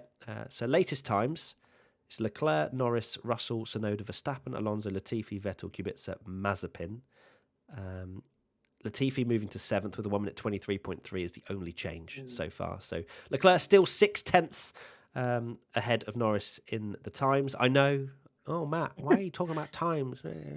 But also, everyone wants to know times. I don't care if you think that they're completely irrelevant. You're a Formula One fan. You want to know the times. So I'm going to keep everybody updated because we do love to hear some times. Tommy, what are you seeing? I'm seeing some very luscious photos of the Ferrari just dropped in XPB. So, we've finally got some Haas pictures. All right, yeah, let's get a Haas picture up. Sorry to just tease you there of like, there's some incredible Ferrari pictures, but let's look at the Haas. But we've not seen the Haas yet. So let me find a good one.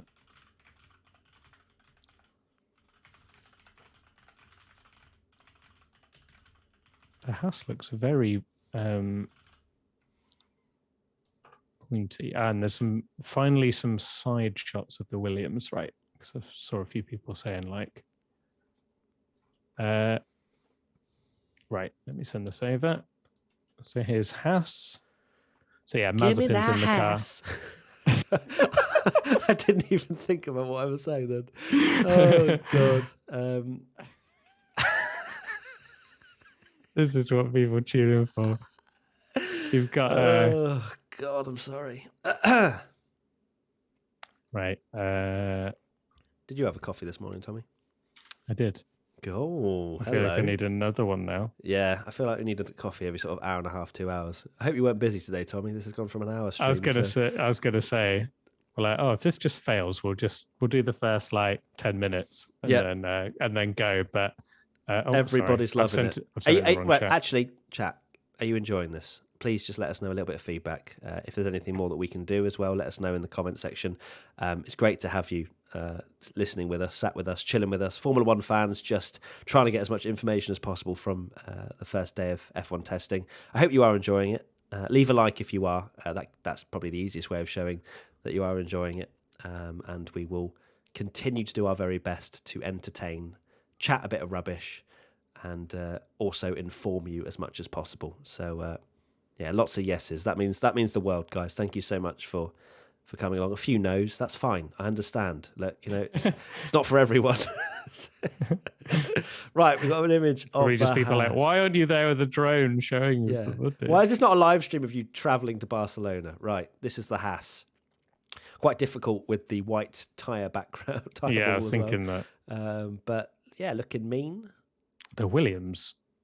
I'm going to send you a picture of the Williams. I think the livery wise looks actually really, really very nice. Does it? Yeah, I like it. Especially after last year's monstrosity. I just look at the comments sometimes and I'm like, what is going on? Cam Alden. Just the internet. Yeah, it's completely random, but I need to read it out because he's clearly put a lot of effort into this. Cam Alden says, if you're based in Milton Keynes, I challenge you to fight in the Bletchley Asda car park. No weapons allowed other than what you can buy in the IKEA next door in a 5-minute window before. Interesting. Yeah, that's the kind of level of comments. I've been to that IKEA. I know exactly where that is as well. Okay, so you would have an advantage if... Yeah, I know I know the area well. I've been a few times. Okay, I'm not going to challenge you to that then. You'd win. I know all the hiding spots. I'd come out with a wooden spoon and you'd have a chainsaw or something. Right, there you go. There's the Williams, again with the same backdrop, but thankfully it's not a white car, with some beautiful aerodynamic rakes on it. Oh, love that. Looks so cool. It looks in that lighting as well, Tommy, quite nice, would you say, livery expert? Very opinionated. We're on about the Williams. Sorry, because I'm slightly... I like it. The blue really pops. It looks a lot more Williams to me. Like, although a lot of people saying it, this is a proper old school reference, and this will be before many people's time. Simtech. To be fair, they're before my time as well. I wasn't even watching. Real boomer. But in the 90s, there's a team called Simtech, and the Williams livery looks very, very similar to that, almost purple. And the fact that they've painted the roll hoop red as well, it does look. A lot of people when that got announced are like, it's giving me Simtech vibes. Yeah, it does look nice on track though. Let's see what else we've got image-wise. Okay. This one's quite an interesting Are we a fan, one. everybody, of the Red Bull side pod? If everybody was to go down that route, is it something that looks nice in your opinion? Let me know in the comment section. I mean, close up, it looks horrible, but I'm not a massive fan of it, to be honest with you. But if Max wins the title, I don't care. Yeah, exactly. if it looks, it doesn't matter if it looks good as long as we get close racing. Red Bull fans are not particularly favourable of my opinion of the Red Bull side pod, but that's fine. That's absolutely fine. Yeah, some yeses, some nos in the chat. Right, have we got any other pictures, images, anything to? I'm going to send you Tommy? this one of the Alfa Tauri because it's we've not really seen rear wing and side pod, but this is my technical observation, but you can kind of see that Alfa Tauri have sort of matched the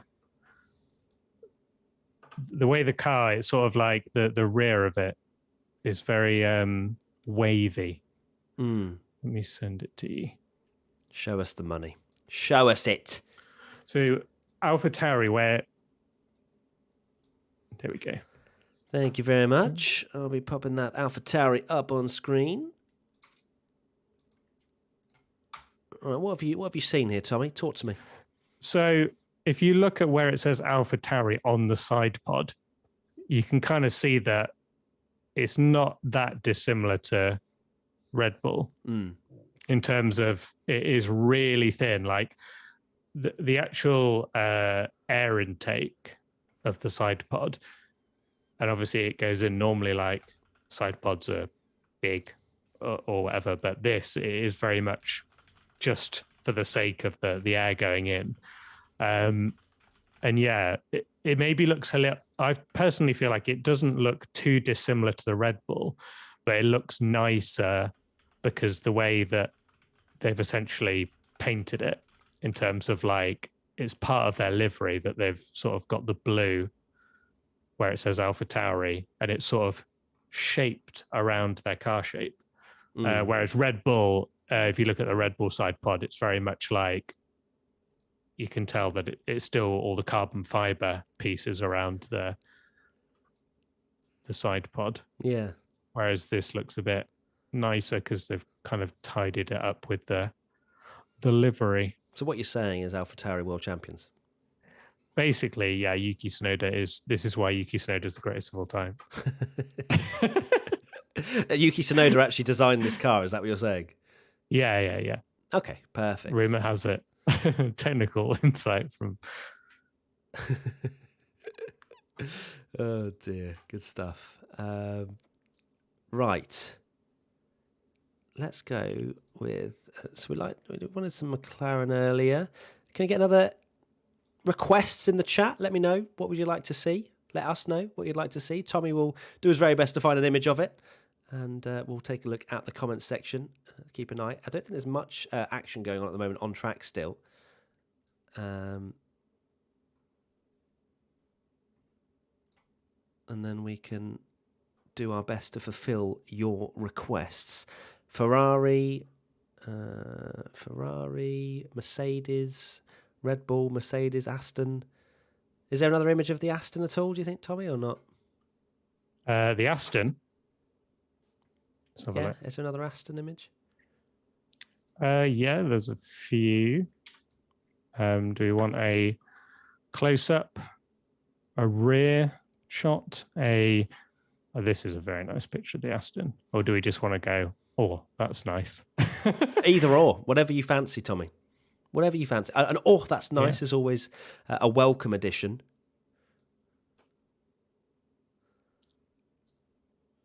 Let's show the Aston side pod, and we can also have a look at their their new livery shining in the sun, because I think a lot of people. One thing as a livery nerd, we still obviously won't get to see it. I guess F1 will probably share a video at the end of the day. Yeah. But the Aston, obviously, the big criticism from us, everyone loved it last year. Like, people thought it was awesome. Yeah. But it did not work on TV, did it? And they admitted it themselves that the color just did not pop. It did not look good. It looked black. It looked like the Mercedes a lot of the time from a distance. But so far, so good from how it looks. It looks like they've got the color a lot better. I mean, this shot is a beauty. Send it over. Glowing. Whilst you're doing that, had some information. Oh, actually, you've just sent me. Let me react to what you've put it up on screen. Then I'll give you some information. The color is beauty in that shot. Oh yeah. Oh, that reflects lovely. Oh, that's unbelievable. That's so nice. That AMR green, tasty. Had some information, a bit of trackside feedback on how the cars look from Mark Hughes, as sent from Matt Beer. Thank you, Matt. I'm out at the final chicane where the cars are visibly slower than even the slowest ones used to be. They are slower through the preceding turn too, understeering out of there, even the Red Bull, then slow and awkward into the left of the chicane from turning all the way to the apex. And he's now going to take a look at the faster parts of the track. I'm loving this. I feel like we're, when they're like, we go to Martin Brundle. Like we've got our own little. Oh, that's good stuff. So yeah, there you go. Thank you to Mark Hughes for that bit of information. He's going to go take a look at the faster parts. But then again, obviously, we don't know fuel loads. We don't know if they're even pushing that much. There is a lot to be taken into account. And of course, the times would suggest that, we are nowhere near the limit. I think it was a 1:16, I think, for pole position last year. So, yeah. A long way off. A long way off. Just sandbagging. Leclerc's ready to... Do you remember actually testing? I can't remember what year it was. It was in the proper banter era of McLaren Honda. But Alonso just drove over the chicane at one point and then set a really good lap. And everyone's like, Alonso's just done a lap that's 7 seconds quicker than everyone else. And he took the old circuit, which is just peak Alonso. It's just Alonso. Well, in any era, really, Alonso just loves to take the mickey, doesn't he? He really does. It's good stuff. Love it. More characters in F1 we need. Yeah, absolutely. Right. Let's keep the information feeding. I don't know who's out on track at the moment. Let me find out who's out on track. Let me ask, who is out on track at the Mo? I'll get that information for you so you can know.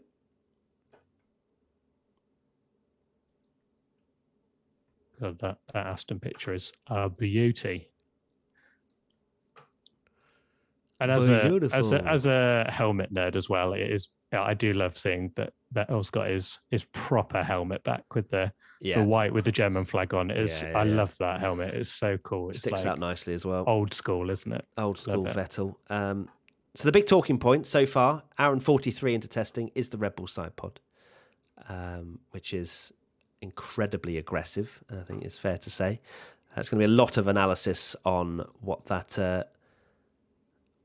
going to bring in terms of performance and whatnot. I don't think it's because I tweeted that the side pods, I don't like the look of it at all, really, and I hope that all the 2022 cars don't go down this route. I don't think that's an unpopular opinion, is it? Is it an unpopular opinion that looks pretty ugly? It doesn't look great, but I mean, some people like it, some people hate it. But it's weird. I mean, at the end of the day, Frank doesn't like it. He just groaned. Frank, he's like, why do you hate Red Bull so much? People just make their own conclusions, won't they?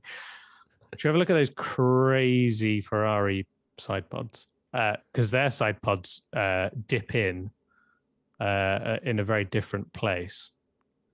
They've got their... I don't know if it's been nicknamed this, but I'm calling it the bathtub. or a bird bath or something. Okay. It's like it. Let me have a look, see if there's a good XPB shot. We almost need like a top down. No, to be honest, I think it would just be better showing the launch one. Yeah, here we go. This is obviously not from testing this picture, but just to show that Red Bull aren't the only ones to have done some extreme funky looking side pods, because Ferrari have got their own innovation. I was waiting for you to finish that sentence. Yes. Yeah, they have. The two drivers out on track at the moment are Leclerc and Russell, for people wondering.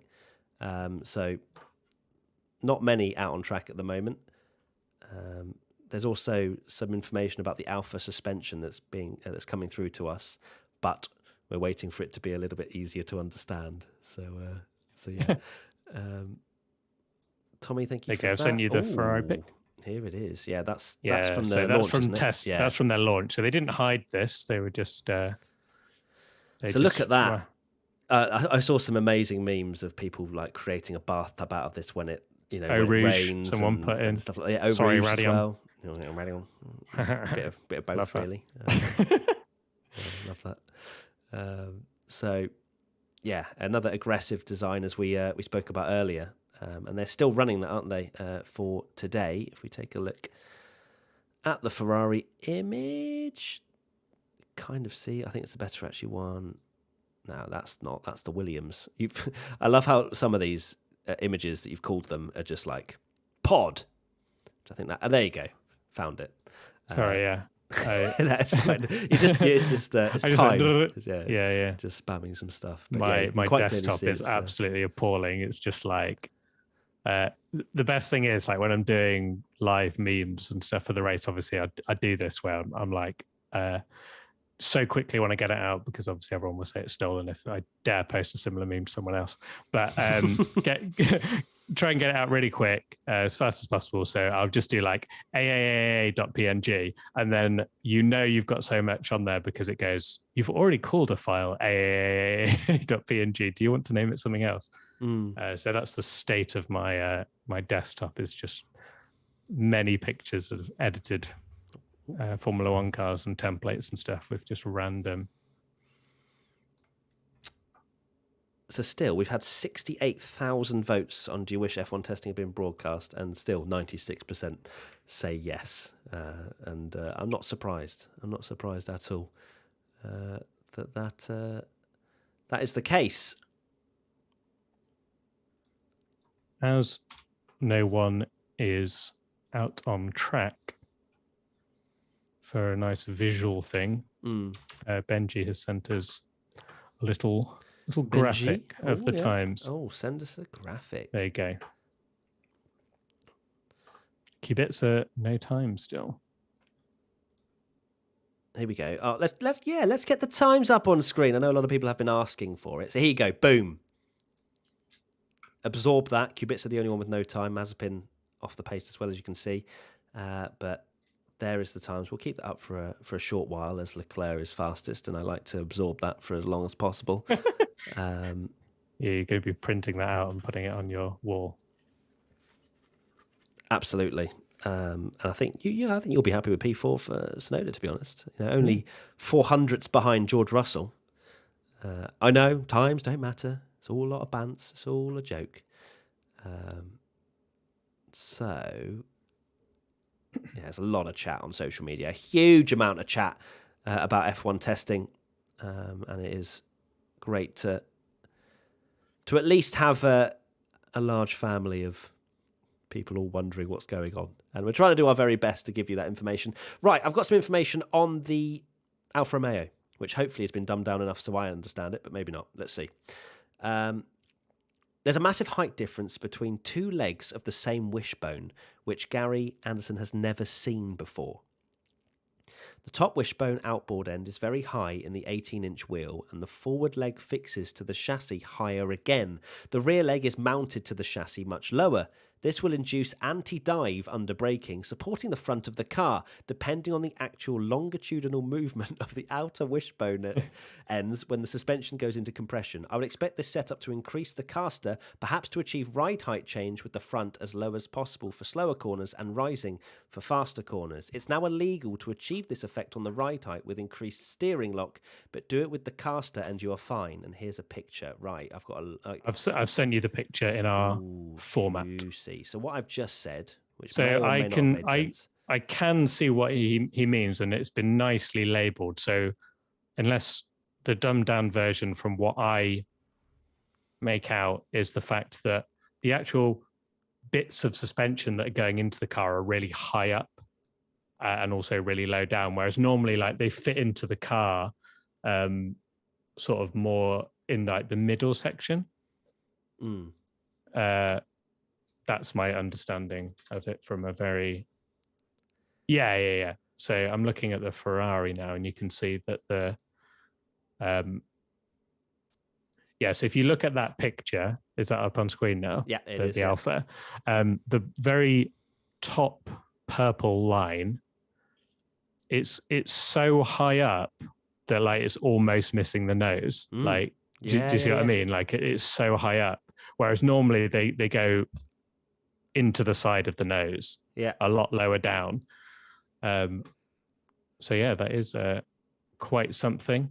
Is that a bit of genius from Alfa Romeo?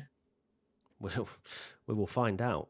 But that is an interesting bit of insight there. Whether that will be the way teams go, we'll have to find out. But clearly, they're trying to get that ride height change within the regulations, and that's the way to do it. So I guess with that ride height change as well, because of how much emphasis is on the air going underneath the car, maybe there is something trying to utilize ground effect as much as possible in certain areas of the track. So yeah, that is very interesting. And the Alfa, of course, looking gorgeous in that camo livery once again.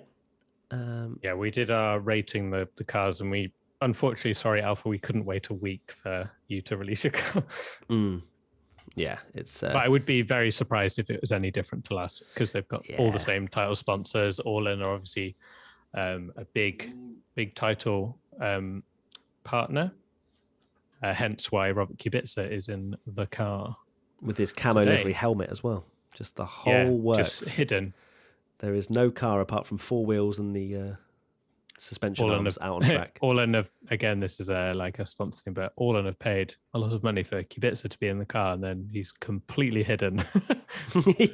And so all the sponsor logos are hidden. That is very true, actually, yeah. The sponsors are not getting the biggest of shout-outs today. Lots of people in the chat saying Bottas World Drivers' Championship confirmed. Why are they saying that exactly? I don't think he's even doing anything today. But what's that? Sorry, I missed that. People are saying Bottas to be World Drivers' Championship. Right. Oh, what? Because of the incredibly high suspension. Yeah. Clearly make all the difference. We do not know. Wow. So, anything else we can have a look at? Of course, we've only got a couple of cars out on track at the moment. Lando Norris is back out on track, according to McLaren. Not seeing really many more times at the moment. It's 1 hour and 53 into testing. And as I say, the big talking point, if you're just joining, just waking up, whatever, is the Red Bull side pod, which apparently you're not allowed to say anything but good things about it. So that's good to know. Don't anger Red Bull fans. I've never angered Tommy yet, so I wonder when that will happen. I just have a brain and can understand that people have different opinions. Yeah, it's like, I don't like the look of it. It's not difficult. It's not about looks, Matt. After literally just coming out of car launch season where everyone's if you talking had about to looks. explain everything in your tweet, it would be an essay of like, I don't like the Red Bull side pod, and then like a terms and conditions. But I do appreciate that Adrian Newey is a fantastic aerodynamicist, and it doesn't matter if the Red Bull is the fastest car. Yes, but what about Ferrari, Matt? You didn't speak about Ferrari. Does that mean, oh my God? It's just Twitter, isn't it? It just really is. They create their own little the Red Bull looks awful. Show the Alpine. Show the Alpine? Yeah, let's get the Alpine. Okay. We haven't seen a huge amount of Alpine stuff, so let's get that. Let's get that up. Someone's just tagged me in. Can you put this up on the live stream? Depends if it's an image from XPB or not. Wow, the exhaust on that Mercedes looks like it's straight out of a rocket. Jeez. Have we got an image of the rear of the Mercedes at all, Tommy? Let me have a look. That is... Sorry, Alpine. Big old exhaust, that. Oh, come on, XPB. We're crashing every website today. Yeah, we actually... Oh, is XPB broken as well, is it? This is very slow at the moment. It's struggling. What am I looking at? The rear of the Mercedes? Yeah. As in the very rear? The very rear, like the exhaust. Like, if you can see the exhaust, that would be good. Bingo. Right. Let me. I'll do a zoom as well, and maybe boost the exposure so we can get a nice look at that. Oh dear, that's good stuff. The exhaust, the big exhaust. Yeah, the big exhaust at the back. People are talking about on Twitter now because Mercedes. Yeah, I mean, I don't know if that's different to others. I haven't actually seen a full rear shot of other cars. Let's see if have you sent me any of a full rear shot, because it does definitely look different on that Mercedes. Right, I'm just gonna send you. I'll send you this. This is the Merc. I've zoomed in so you can see it. But then I will have a gander for another car and see what we can see. See what we can see. Let's see if I've got any more. There's Merc. I've got some more information from Matt in our Slack chat. Latest on times and who's on track. The track is busying up again. After a bit of a lull, we've got 4 cars out on track at the moment. Current top 2, Leclerc and Norris, and then Verstappen and Alonso as well. Verstappen is the first driver to improve for a little while too, as he moves up to 3rd with a 1:22.4. I'm going to sneeze. I just saved everybody's ears by muting because I just sneezed. Apologies for that. I was very confused then. I thought my internet cut out and I was like, oh God. No, I just sneezed. I apologise. Okay. So 22.4 for Verstappen. Still 7/10 off Leclerc. Get on his level. All right, I've sent you the Merc image. In fact, just we can do a direct comparison with the Red Bull. How about that?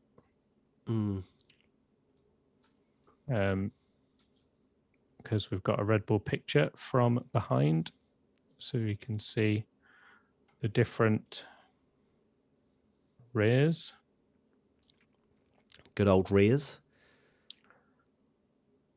Apparently Norris was diving into the pits, but he was looking set to improve. Read that from Chris Medland. Everyone talking about this Mercedes image. I don't know if I'm not tech whizzy enough, but it doesn't look that different to the Red Bull. And maybe, it's not the greatest angle. We can't see if is the exhaust sticking out further, or is that just an illusion? Is it an illusion? There is the rear of the Mercedes, guys. From that angle, it doesn't look particularly different, but on the image directly from behind, it did look like it came out quite a lot. But another thing to keep an eye on, I suppose. Okay, there's two. Thank you very much. Oh, here we go. Merc versus. I love the name you called this image. What did I do? Oh my God, what have I just called it? I didn't even know. Can it even be? Oh, it's because A and S. You can probably work this out. Yeah. when you type, obviously the way I've just got like my hands on letters. ASDF. Yeah. So you can just ASDF's call it a classic, isn't it? Everyone calls things ASDF, yeah. ASDF movie. That's the throwback.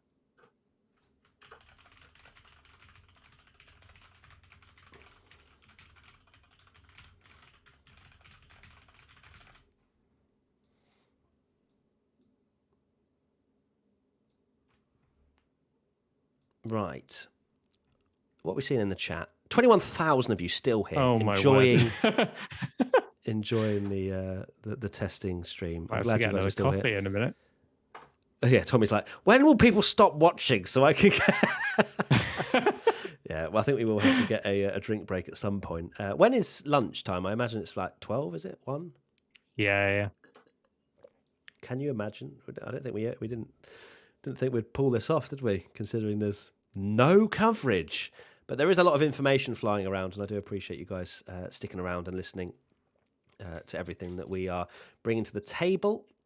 We've got another set of times. So Leclerc has done 35 laps and has done a 1 minute 21.718. Verstappen, 41 laps and has done a 22.246. 22 laps for Norris with a 22.382.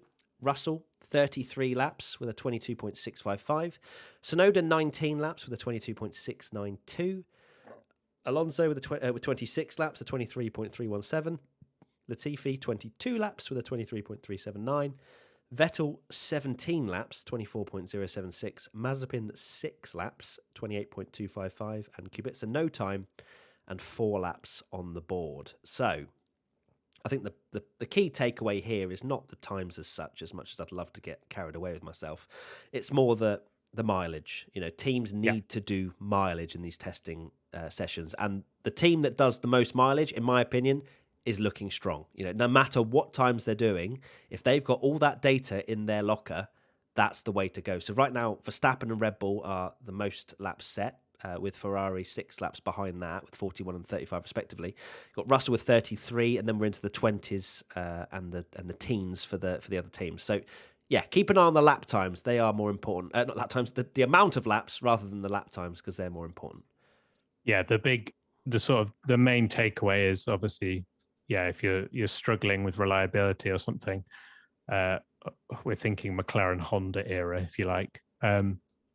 So far, not any sort of major, oh my word, this car doesn't work, like we had with maybe like the Honda, I guess Alfa maybe, not done too many lap times yet. But if you remember like the very start of the hybrid era, everyone thought, and actually Red Bull really struggled. They were obviously the reigning world champions at the time. And Red Bull, couldn't even get their car out the pit lane without it breaking down. And then Mercedes were there just doing like 800 laps on the first day. And everyone was like, okay. Game over. Game over. Yeah. And that's kind of what you're looking for. But there's not been too much drama really in terms of, because there was talk that this first test, there's many reasons why this talk of why this test is private, but some people said, it might be that teams don't want to be embarrassed about their cars breaking down all the time because it's a new era, but like all the engine regs are the same and stuff, so it's mainly just aero, isn't it, pretty much? So yeah, absolutely. It's not like we've had a car that is just so poorly unreliable that they're not even going to start, or like you say, like a Williams that haven't even shown up. Right, Alpine. People want to see Alpine, so there you go. There's a Alpine pick. Thank you very much, Tommy. You are unbelievable on the images today. Big shout out to Tommy. Can we get a shout out to Tommy in the chat, please? I want some claps. I want some clapping emojis. Tommy, our resident graphic designer, just providing with all the images. Beautiful. There you go. There's another one. Yep, still doesn't look great. Shout out for all my map free, just literally blinding me. Sorry, Tommy. I know. I feel sorry for the poor livery designers. There's absolutely no way they didn't ask the question if they could not have that in red, because it kills the whole look with the blue and pink. But sponsors need the money, and they don't care. They don't care. If they don't it looks care pretty, how their if it image wins, gets out. If anything, BWT get more exposure with the fact it looks ugly, in my opinion. Exactly. Because everyone's talking about BWT. Like they have become, is it too too ridiculous to say like BWT are like an iconic Formula One sponsor because everyone talks about them, and you've got to argue that you can't argue that they're right when they're like, you know, painting the car pink and making it ridiculous. Whether you love it or hate it, it gets fans talking about their sponsor. Like people, like F1 fans know BWT, but they might not necessarily know like half the sponsors on the other cars. So yeah, it definitely works. Got some more information for you. Small bit of trackside feedback from Mark Hughes. Alonso is very aggressive on cold tyres. That is also another thing. Completely haven't even spoken about the 18-inch wheels for this year. Completely different driving style potentially needed. I think Lando Norris said recently that he's had to test different driving styles in the simulator to see what he maybe needs to change for the upcoming season, because it's not going to be the same sort of driving style as what we've had in previous years gone by. You know, not only just because of the 18-inch wheels, but the completely different way in which the cars generate grip with the use of ground effect. Got some more information from Mark Hughes on trackside. I love this. I love the information. Oh, it's just brilliant. Mark Hughes from trackside. It says, I'm at turn 7-8 at the bottom of the hill with the fast approach into the medium speed uphill corner, and Charles Leclerc is super aggressive and confident, pushing harder than anyone else here. Oh, God, that makes for brilliant reading. The cars look great here. Alonso on cold tyres was like a carter, all punchy inputs, car darting all over, but it's all smoothed out as tyres warm by the second lap. It looks like the cars are arriving at Campsa at the top of the hill faster than they were, and so faster through it, but a bit twitchy sometimes. George Russell earlier on was not on rails through there, looks really impressive. That's cool. I'm not sure. Yeah, as in impressive, as in like fighting the car. Cool. Hopefully. That's what I want to see. I personally, I don't, you know, we as our Formula One fans love wet races because they don't have so much grip, and that's what makes it exciting, and they can overtake better and stuff. While it is impressive in qualifying that you get a car on rails, it's not as good as it when it doesn't make the racing good to have just cars on like a Scale Electrics car. People in the chat saying, has blah, blah, blah crashed? Has blah, blah, blah crashed? We will tell you if someone crashes. Like, don't read what's going on in the chat because, like, people will just troll in the chat. We will give you an update if things happen. We have people there and can tell us. If something like that happens, they will be right in the chat saying it's happened. Don't you worry.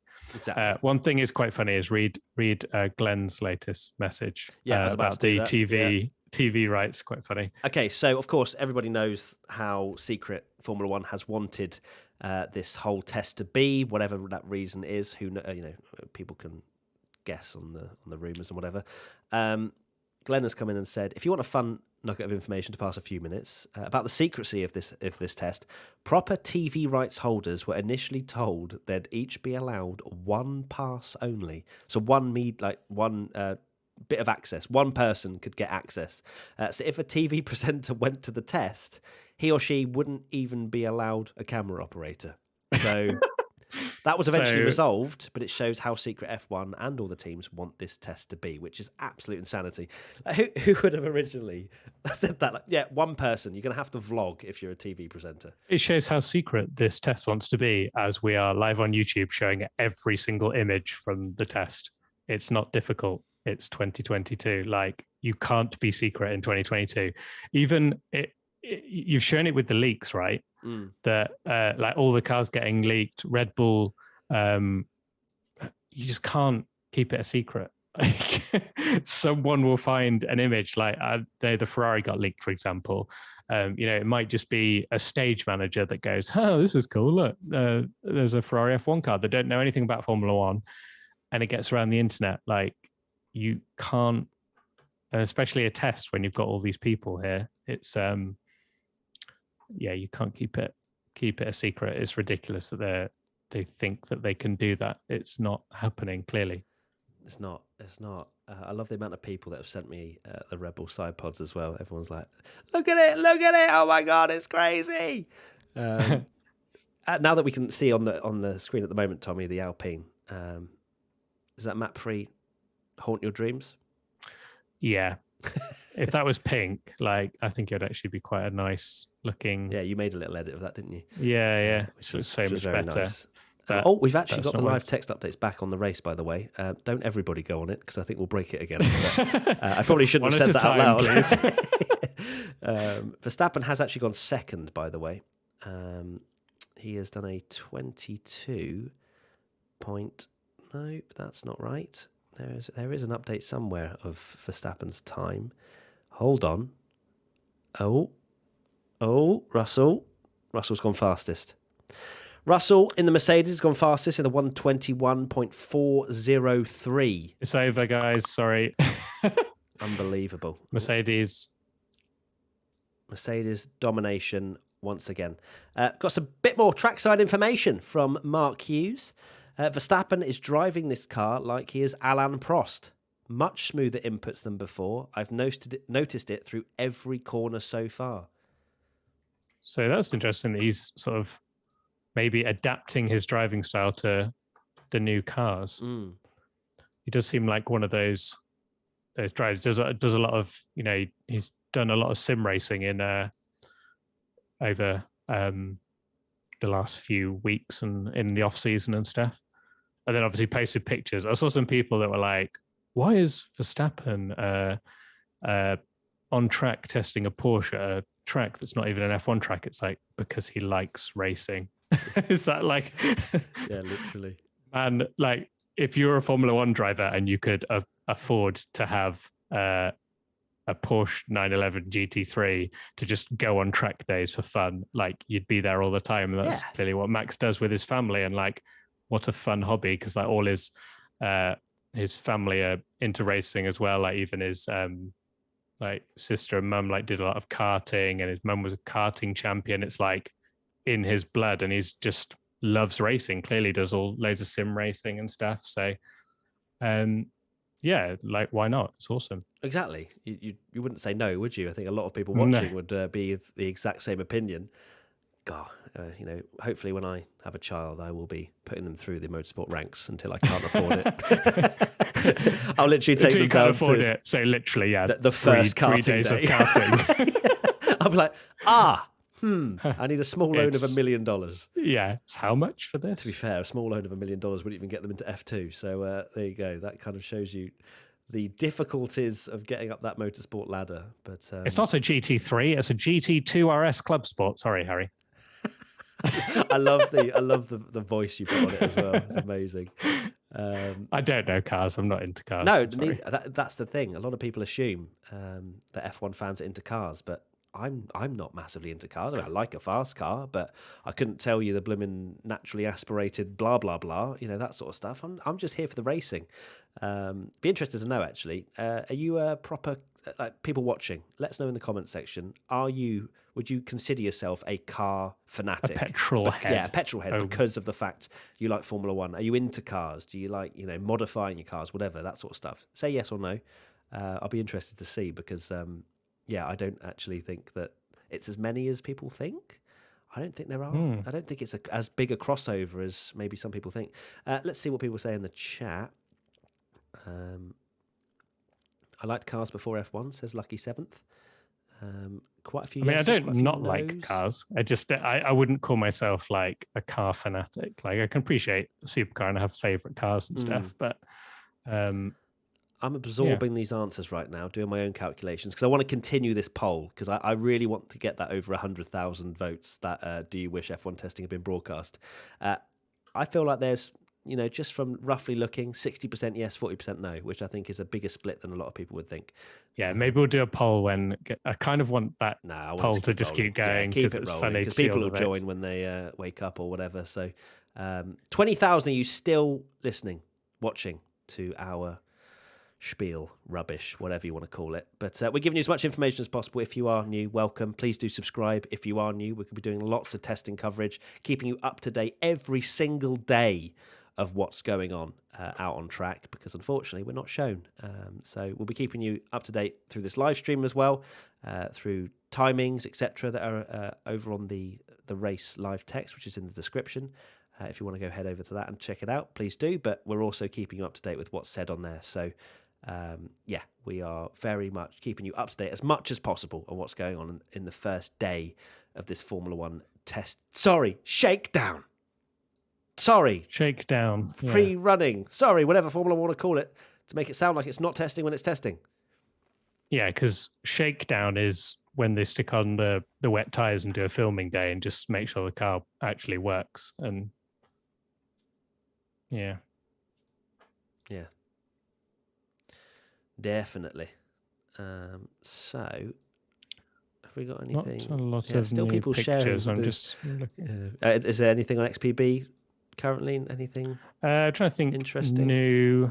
Not much new. Just trying to think if there's any older pictures. We've got a picture of Valtteri Bottas that's been labelled as Mick Schumacher. That's interesting. Yeah, I'm sure they're very busy trying to get these pictures to us very quickly. So at least they haven't done what I did and called it ASDF.png. Yeah.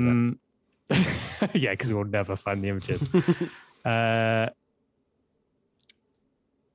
a lot of pictures of them in the darkness of the pit lane, but we need to see the cars, so they're not too great. I'm a big fan of the Williams, actually. I think that looks fantastic on track. Yeah, there's some more pictures of that. I do think it's very nice. They've done a good job there. Well done, Williams. Yeah, send it over if you've seen anything exciting. What else we got? So yeah, Glenn, no idea if you care for motorhomes. This is from Scott. We've got an image of the Williams motorhome. That is futuristic, has to be said. Should I put that in? Yeah, why not? We love an image. We love an image. Whatever it is, we don't care. Let's get all the motorhomes and we can rate them out of 10. That sounds like proper testing coverage to me. Yes, that is. Maybe we should do that. Everyone, get someone to just go down and take a picture of every single motorhome. But let's take a look at the Williams one first and foremost. It does look and while you're doing that, quite different. And you can chat away because I am desperate to get a drink. Right, you go get a drink, Tom. Don't you worry, mate. It's not like I'm doing, quite a lot of the talking. That's fine. You go get a drink, Mr. Founder. Lay out the red carpet as well. I'm joking. Go get a drink. I'll leave Frank on the stream. Oh my God, please raise the seat and then allow Frank to just sit down. He'll just jump straight out. Yeah, he will. But I think everybody wants to see Frank. So if you want to pick him up on the way out, that's absolutely perfect. So let's keep an eye on what's being said. So Verstappen has just gone past 50 laps. So that's an interesting thing. So he's Red already Bull's working fine then. Yeah, half a century. So what's it? 2.25 hours? A lot of teams were worried about reliability because I heard that I think Alpine said that they would sacrifice reliability to to be fast. To be fast, which so then I saw the meme that was Alonso with, oh, here we go again, because the McLaren Honda unreliable car, last thing Alonso wants. Right, here's Frankie. Hello, mate. Someone say, "Tell me look at Twitter," but I don't know what that's. Let me look at Twitter. Oh no, it's an ominous. I mean, that'd be difficult to find whatever they're trying to send you. But just to let you know, Russell has done a 21.039 now at the top of the timesheet, 7/10 clear of Charles Leclerc. But as we say, it's all about laps, all about the amount of laps, not so much about the times, because we are quite a way away from the times we saw in qualifying last year. Let me get that up, actually. Qualifying Spain 2021. The fastest time in last year was a 16.741. So we are 4.3 seconds off what we saw in qualifying, which gives you a good indication of how far away we are from the times. I thought Tommy had gone for a drink. But, no, sorry, I literally looked. Frank was tangled in my headphones. That's an image I wanted to see, to be fair. That really is. But... yeah, so 50 laps for Verstappen, or just over now, which is very good. Who are looking slightly concerning? I'd say Alfa Romeo, still on 4 laps, is Alfa Romeo. Haas, I mean, I know we're not looking at times, but also 13 laps in, Mazepin 5.4 seconds off the pace. Do we read? I mean, I know that they may not be going flat out, but come on. Yeah. You know, like It's at least something a difficult with little Haas bit more 'cause promising, but we don't know. We don't know the run plans, but I'm taking it at face Sandbagging. value. Maybe sandbagging, because that's what they definitely need to do after last year is sandbag. Right, let's take a look at the Williams motorhome, shall we? Let's mix it up. There we go. That is the Williams motorhome. What do we think of it? Give it a rating out of 10, everybody. I want a rating out of 10 for the Williams motorhome in the comment section right now. Tommy's going to get a drink, so I'm going to continue to talk until Tommy gets back. So goodbye, Tommy. Oh, he's actually turned his camera off as well, and so it says M. Bellinger on screen right now. So Tom's gone to go get a drink. What do we think of this Williams motorhome, everybody? Give me a rating. We've got lots of different numbers coming in at the moment. We've got a 3. We've got a 9. We've got very big old variations, actually. 89 from Electronic Byte. That is a 6.9 out of 10, of course. So clearly, this is also spreading opinion. No surprise there. Right, let me do you a little slideshow for people that have just joined. This was the first image we showed earlier today. Over 2 hours and 20 minutes ago, we went live. That was the Williams of Nicholas Latifi in the pits, and the Williams looking very good indeed. Then we've got a close-up of the AlphaTauri front wing. We've got the Red Bull with that strange-looking side pod. Still stand by the fact it doesn't look very nice. That's a zoom-in of the same side pod. Then we've got the rear wing, which we were talking about, how the sponsor Bybit doesn't actually come up there. They won't be very happy, but information from the race guys is that maybe that was a new element that they weren't able to get the sponsor on for in time. Oops, that is the same picture. And then we've got the Alpine out on track. Still not a massive fan of the livery there, to be honest with you. Then we've got Mercedes with the Aero Raycon. Tommy's named some of these images so strangely that I'm just trying to keep an eye on where I am in the image slideshow. There's the Ferrari. God, just you don't even need to comment on it. It just looks unbelievable, doesn't it? Then we've got another shot of the side pod of that Red Bull. Feel free, if you want to, go and defend me on Twitter, by the way, if you feel strongly that the Red Bull also looks terrible, because the Red Bull fan base have come for me, which is no surprise. If you put any opinion out there, people will make their own storylines, but feel free to go and defend me if you want, MattyWTF1 on Twitter. But also, feel free to say that I'm wrong as well. There's the camo of the Alfa Romeo. Looks very nice indeed. I do like a camo livery. Looks very cool. Tommy has returned.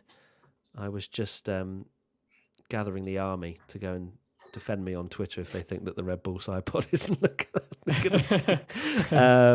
There's the Haas, but that wasn't from today. Then we've got AAAA1. That's what Tommy called this, and that is the comparison of the front wings between the Alfa and the Haas, even though the Haas was from a filming day. Then we've got another shot of the Red Bull.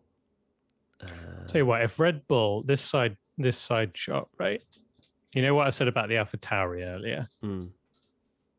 And how if they just painted it, I think the problem is it's like the bare carbon fiber. Let me send you this shot of the Red Bull. I think this is, by the look of it, yeah, this is during their on track running at Silverstone.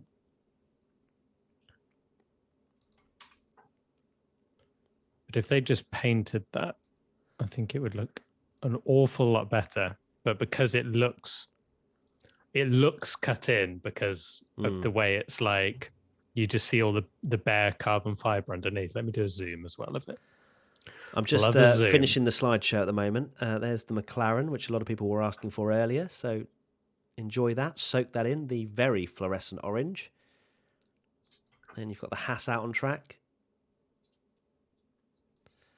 There's the Williams. Some of these names for these file names, like this is called ASDAT, and it's the AlphaTauri rear end. Aston Martin looking very, very nice indeed.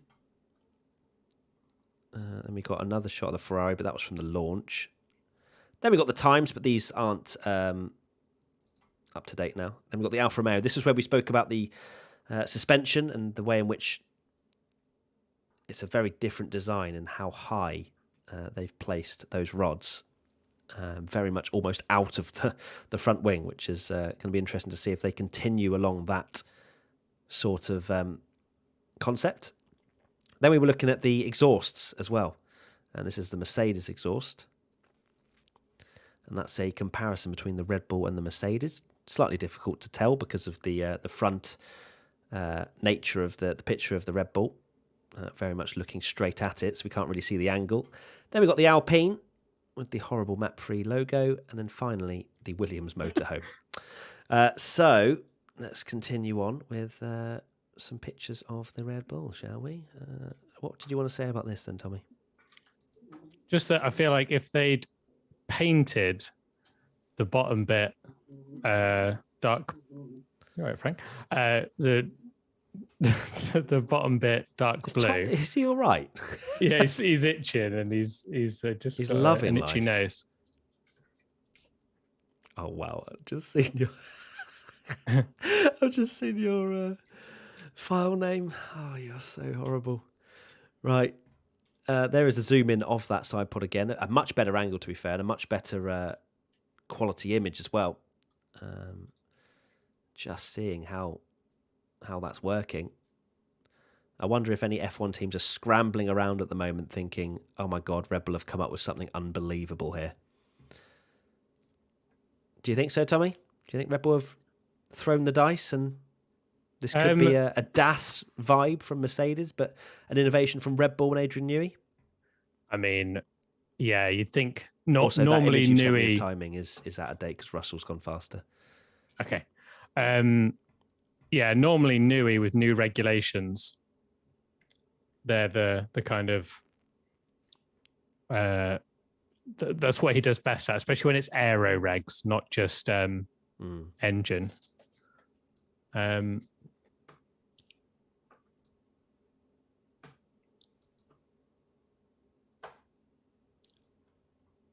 You carrying on? Have you got another point? Sorry, I just realised I've got to take Frank to an appointment at 10:30, and I did not realise we'd be doing this stream that long. And how long are you going to be, Tommy? I can drive over there and be back in 5 minutes. Okay, 5 minutes. Reckon you can fill for 5 minutes? Yeah, mate, that can fill for days. Fantastic.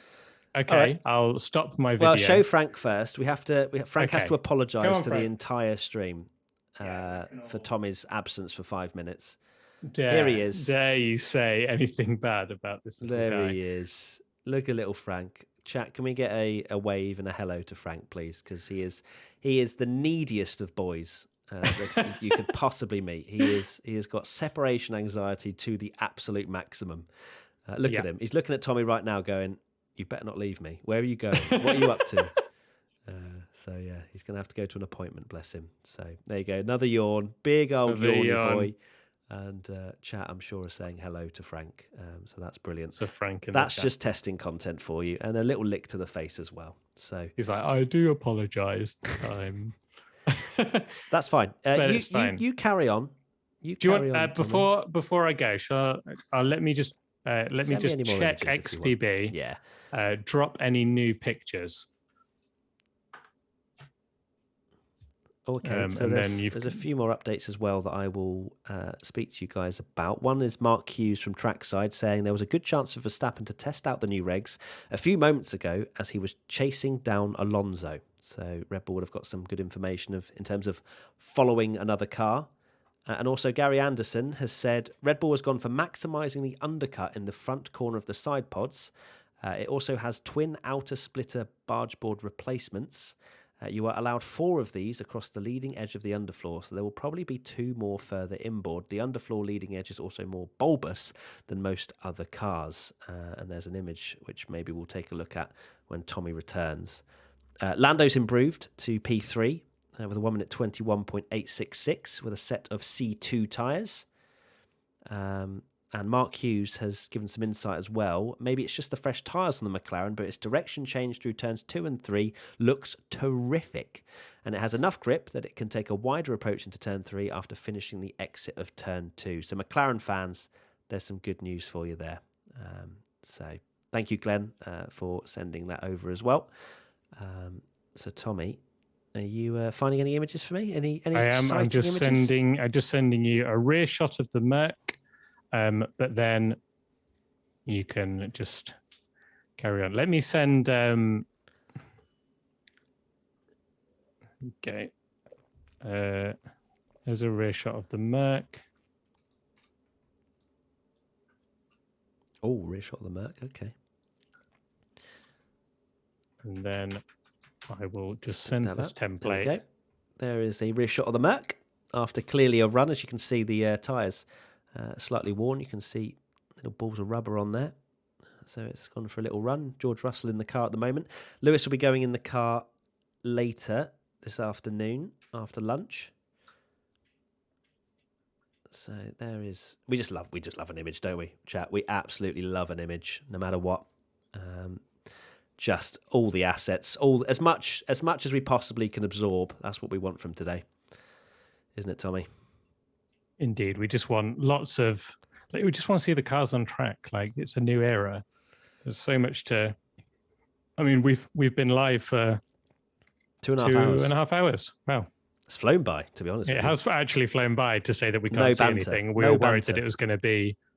There was going to be nothing to talk about, but there's loads to talk about. Yeah, absolutely. Right. There's a template if anyone can help out in that chat, and I will be back in 5 minutes. So enjoy the filling. Thank you, Tommy. That's okay. I'm used to filling. Goodbye. No problem. Goodbye, Frank. Goodbye, Tommy. Tommy leaves. Goodbye. For only 5 minutes, though. He will return. Will it be 5 minutes? We'll set a timer. Hold on one sec. Set timer for 5 minutes. Nope. Yep. Is that going to do it?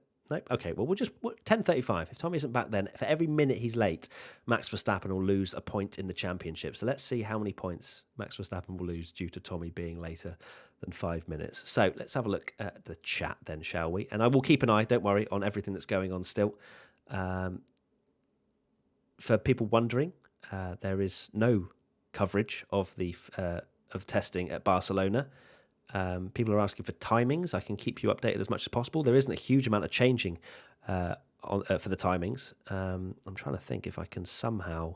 No, because I'm going to be moving around. So Russell is fastest at the moment with a 21.039. 45 laps he has done. And that was on the C3 tyre. Remember the... So they've got Leclerc in the Ferrari with a 1 minute 21.718. So 7 tenths back. He was on the C2 tyre with 41 laps completed. Lando Norris in the McLaren, 1 minute 21.866, also on the C2, 30 laps completed. Max Verstappen, 1 minute 22.246. I believe he actually improved to that, but I don't think he's improved actually. On the C2 with 51 laps completed. Then it's Yuki Sonoda, 1 minute 22.692 on the C3. 19 laps completed, so not ideal for AlphaTauri. A little less laps, I'm sure, than they would have maybe hoped for. Fernando Alonso, 1 minute 23.317 on the C3, 33 laps completed. Nicholas Latifi, 1 minute 23.379 on the C3 with 31 laps completed. Sebastian Vettel in 8th in the Aston Martin on a 1 minute 23.659 on the C2 tyre, 23 laps completed. Mazepin in the Haas, 1 minute 26.455 on the C2 with 13 laps completed. And Robert Kubica, Alfa Romeo, no time still, 2.5 hours in, 4 laps completed. So Alfa Romeo may be having a few issues, to say the least. And as Tommy pointed out, the two teams, Alfa Romeo and Haas, that had the most wind tunnel time, have not really performed particularly well so far in these first 2.5 hours. So that is not ideal for them, especially if you're a team that's struggled for the last few years. You want to be getting mileage under your belt so that you can continue to improve. Who is fastest? Just said Vito. George Russell in the Mercedes, a 1 minute 21.039. Let me keep an eye. So we've got information, obviously, from social media. We've got information from XPB, which basically is our image partner, where Tommy has been kind of keeping an eye and sending over a lot of images, which is great. We've got the guys, our colleagues at the race, who was part of our part of our company, the Race Media. They are giving us live updates as well in Barcelona, which is great, which is brilliant actually, because it gives us that extra bit of information that maybe you don't see on social media.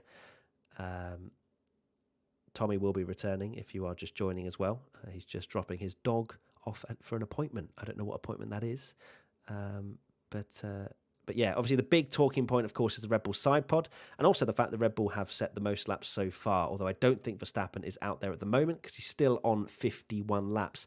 Mercedes have got closer with 45 laps completed, all about getting those times on the board. Mark Hughes from Trackside has obviously been saying that Lando Norris looking very good on those C2 tyres. And let's see what people are saying in the chat. Show us Ferrari. I will, Giles, as soon... let me go through. I've got a Ferrari shot. Hold on 1 second. Is that a Ferrari? That's not a Ferrari. That is a Mercedes. There we go. No, that's a launch Ferrari. We don't want the launch Ferrari. We want the actual Ferrari out on track. I like this shot. Where is it? This one. I think that's just such a cool shot. It does look like, as Tommy said earlier... Leclerc's had an incident into the, with the rear into the wall, but I do very much love that shot of the Ferrari. It is so nice. So nice. Do we think that the Ferrari is the best looking car on the grid so far this year? I say so far, like the Alfa Romeo is still yet to launch, but it's pretty much done deal. Ferrari or Aston, or maybe someone else?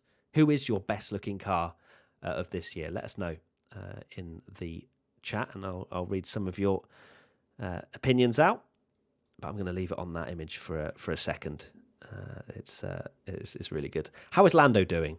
Murray Gaming asks. He's P3 at the moment with a 121.866. 30 laps completed. Let's see what people are saying in terms of their favourite car times. I did just read them out. If you want to go see the times for yourself, there are live text updates on the race. A lot of people saying yes to the Ferrari being the best looking car. A lot of Astons as well. Alpine for you. Okay. Elias says Alpine as well. That's mad. Alpine really does split people, doesn't it? So Tommy is now at 10:35. This is when he said he'd be back. So for every minute he is late, Max Verstappen will lose a point in the championship, which is not ideal for Tommy and his loving of Max Verstappen. He has a cape at home. If you haven't seen it, he usually hangs it up on the wall behind him during the podcast. So we'll keep an eye on how many points Max Verstappen is going to lose. Mark Hughes from Trackside says it's strange to see a Red Bull sitting so low at the back. Of course, having to go with a different concept this year due to the new regulations. So Red Bull doing something different because they have to. And Aniket Gupta on Twitter said, thank you, Matty WTF1 and Tommy WTF1 for the stream. That's actually another way of doing it. If you want to be shouted out, do a tweet, tag me in it, and I'll have a look and see what you guys are saying in terms of your thoughts, your feelings. If you're just liking the stream, just tag me on Twitter, send me something that you find interesting or that you just want to say, and I'll read some of your opinions out, which is great. Yeah, I'll do that. I'll keep an eye on Twitter at MattyWTF1 if you want to get involved with that chat. I'm actually quite hungry, It's been 2.5 hours. That is, since we went live. We were not expected to go this long, but everyone's enjoying it, right? It's good. Glenn has also said, suggests that the high rakes, obviously this was the point about the Red Bull sitting so low at the back, that high rake is a thing of the past with these new regulations. Because, of course, Red Bull running high rake for many, many years, because that was their concept, really. Let's see what people are saying on Twitter. I'm waiting to get your messages in. Anything else right now? Anyone saying? I'm not seeing many lap times on the board at the moment. People are very much in the pits, I believe. I'll ask, actually, how many people are out on track. How many out on track at the moment? I will get that information for you guys. Thank you for people dropping some times into the comments as well. I do appreciate that.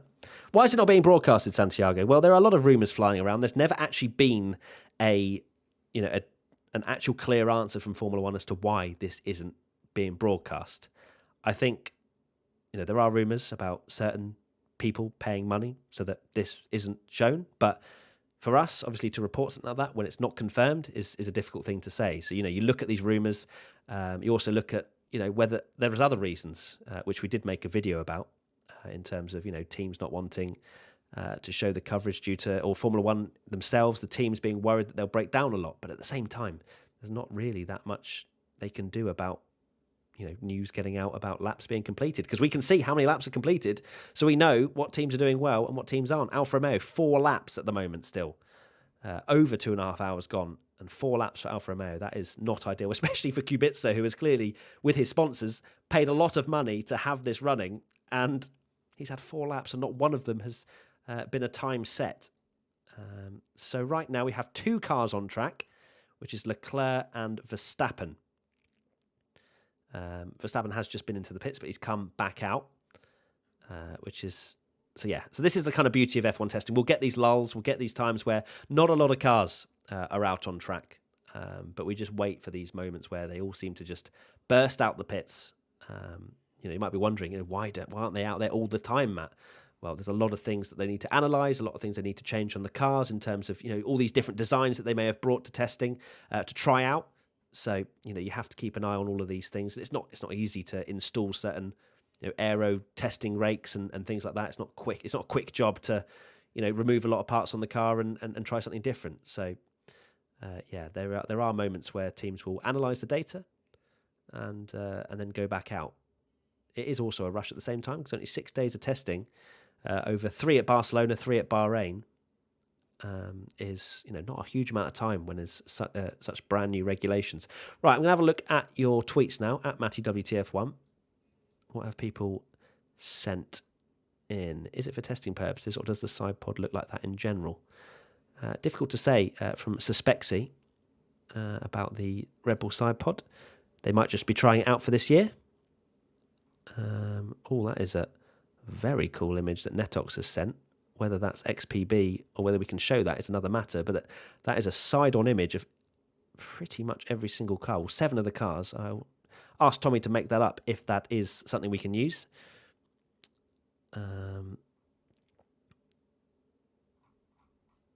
Perfect stuff. Okay, all right, the mentions are coming in now. They weren't loading for a second. Right, we got it. Show pictures of Lewis Hamilton in the pit lane. Haven't got any of that so far. Am I the only one who's hoping for a red or white Ferrari Santander livery, says Geordie Borg. Ferrari's livery still looks the best, though. It would have been a bit of a throwback, obviously, with the red and white to sort of that 2004 vibes, but 2004, maybe just slightly earlier, but Ferrari's livery, still looks the best. I completely agree with that. What else have we got? I think the Red Bull has a reversed rake. Interesting, from Bucci 11. Hey, Matty and Tommy, do you guys also think that Mercedes only looks good from the front, but from the sides it looks a bit meh? Says Arya Mishra 24. I quite like the look of the Mercedes, to be honest with you. Let's see what images I've got of that. Got the Mercedes side pod there. Got the, again, I haven't got a full image, I don't think, at the moment. That's the same one. I haven't got a huge amount of Mercedes images at the moment, but I think it looks good. I think it looks really nice, actually. I like the fact that silver's back, to be honest with you. Let's keep an eye. Right, I've got some more information now from Mark Hughes' trackside. The way Verstappen is driving this car is highly distinctive. It's like he is maximising the Venturis by keeping their angle to the ground as constant as possible. So really smooth, early on the brakes, then early on the gas. I wonder if he's just worked out sooner, and before too long, this will be how everyone drives them. But it's a big contrast to how he drove the high rate car and to how, say, Leclerc is driving this car. So that kind of just, again, sort of speaks about the different driving styles. As I said earlier, Lando Norris has been saying about how, he's been testing different driving styles in the simulator, which is, quite showing and telling of how they're not really sure how these cars are going to be best driven. So Leclerc driving it differently to Verstappen at the moment. Mercedes have posted a picture on their social media, a silver stunner. I think it looks nice on the side on, to be honest with you. Ed Straw has also come in with some information. keeping you up to date as much as possible. Tommy will be returning. Verstappen has lost 8 points in the championship. If you haven't joined for a second ago, you'd be wondering what I'm talking about. But I said Tommy will lose a point. Verstappen will for every minute he's late, because he said he was going to be back at 10:35. This is a lot more filling than I was told, but it's fine. I don't mind. I'm chilling with you guys. Ed Straw, the Alfa Romeo is the only car in camouflage colours. There was originally a discussion about having all the cars in testing liveries, given this has been branded by F1 as a shakedown or pre-season track running rather than a test. It's definitely a test. However, that suggestion did not receive much support, so it's only Alfa that doesn't have its proper livery. Interesting. Well, we say that. Of course, Alpine having a different livery for round 1 in Bahrain and round 2. They're having a much more pink and BWT. Hello. Oh my God, you scared the life out of me. Sorry. Right, Tommy, I'm sorry. Is Sonoda world champion yet? No, I hate to break this to you, mate, but I said for every minute you're going to be late past 10:35, Verstappen will lose a point in the championship. So he has lost 9 points this year. He is starting the 2022 season with -9. It's fine. He'll still win. Hey, I thought so. Good man. Welcome back, Tommy. Not much has happened, really. No surprise. There was talk, I was just saying, about every team running a testing livery because F1 had branded this as a shakedown or pre-season track running rather than a test, but it didn't receive much support. So, oh wow, that's a shame. Alfa's the only one that's running a camo livery. And also, there was a bit about Verstappen, about how he's driving very differently to how Leclerc is, apparently, in terms of his driving style. So I don't believe that test. Is that a fact or just rumour? That was the testing livery. That was from Ed Straw. Okay. So there is some credibility there. I was just thinking. Hold on. Pause. Charles Leclerc's gone fastest with a 1 minute 20.165. God's sake. Hold on. This needs to be tweeted. Charles Leclerc goes fastest again. World champion confirmed by 0.9 of a second. World champion confirmed again. Oh, the Alpha swag as well. Swag. Seen that? No. Let me send you a picture. There's actually a picture that someone sent me on Twitter where it was a side-on image of every single. Well, I think it was 7 of the cars. I don't know if we can use it or not. Other tweets people have said, because I got people to basically tweet me in and say what they're doing or where they're up to. Anti-Social Amber says, "Hey, Matty and Tommy, thank you for the pre-season testing stream. It's making a slow day at work go faster." Also to my boss, you didn't see this. Love that, Amber. Thanks for tuning in. It's great to have you along with us. Yeah, what I was going to say about the testing thing is, I'd be amazed if that was the case. It could well be true, but knowing people that work at certain teams, aka like Sean Bull and stuff working for Alpine, there's no way that they didn't do surely do a fun testing livery if they were invited to. But maybe it's a marketing thing, like we joked earlier about Orlan and the fact that they've got this camo livery and there are loads of pictures and you can't see any of their sponsors. So maybe maybe it just shows that wasn't the way to go. Let me just send you this picture because Alfa Romeo have just dropped an image of Lewis looking camo. I'm just going to put Camo Lewis in. I'm sorry. You think... okay. In fact, you show Camo Lewis and then I'll show you some proper camo drivers. Fair. Lewis looking very chill. There he is. People wanted to see Lewis Hamilton. There he is. And Tommy, you'll send me whatever you are excited about sending me. Very shortly. That'd be great. Oh, wow. Oh, I told you. They've actually got gear. They've actually got the swag as well. They've got the swag. Wow, I want that swag. It looks good, doesn't it? I like it. Look at that. They look like they're about to drop the hottest mixtape of 2022. Absolutely. Oh, I need that. Alfa Romeo, if you're watching, please send me that jacket. Send over. My address is... yeah. I'll just say your address. That is cool. What do we think, chat? Do we like that? I do. I like that a lot. They should just run that the whole year. I don't think the sponsors would be very happy, but I think they should run that all year. You can tell that they decided this very early if they've actually made merch for it as well. Yeah. That is very cool. Very cool indeed. Right, Tommy, I know you're going to hate this, but I'm going for a drink now. and Okay. you are going to film whilst I go get a drink. As I'm putting something on Twitter and definitely can't multitask. Okay, well, let me know when you've done. I will wait until you are done because I'm nice like that. I might even get another coffee. Jesus, what's wrong with me? I think we'll probably run up until lunchtime, won't we, Tommy? And then see what we're up to, see how we feel. Maybe come back for afternoon. Who knows? Still, just under 20,000 of you here. Love you long time. Please do give this live stream a like if you are enjoying it. 7.9k of you have liked it already, so I love that. Do also vote on do you wish F1 testing had been broadcast. We've got a running poll. We've got nearly 93,000 votes on that. Let's get it to 100k. And we can use that definitely as road to 100k. Yeah, road to 100k, and then road to 1 million subscribers as well. So please do subscribe if you are new. But yeah, please do leave a like on this if you are enjoying the updates that we can give you as and when it happens. Actually, I would love to see, just like Amber did, if you can send me where you're watching from on Twitter at MattyWTF1. I'd love to see where you guys are watching from. If you're obviously watching on your phone, don't worry.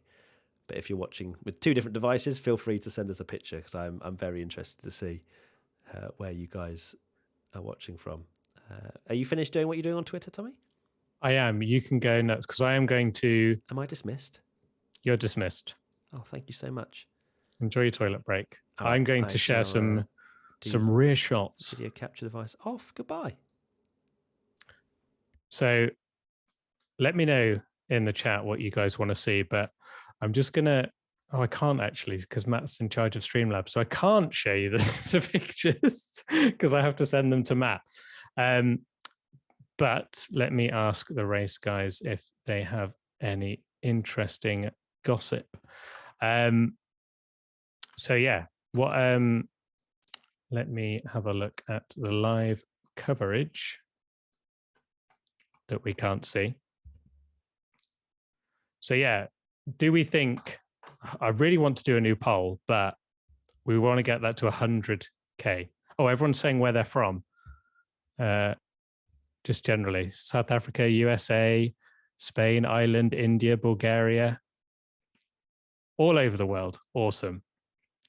Who's fastest? Charles Leclerc is fastest. If you've just joined us, Matt has gone absolutely crazy. That'll be what you heard, Matt going absolutely crazy because Charles Leclerc is fastest, but it is only testing, but that will not stop Matt and many other people getting on the Ferrari hype train. Wow, people from everywhere. Philippines, Norway, Netherlands, Portugal. Lots from the Netherlands.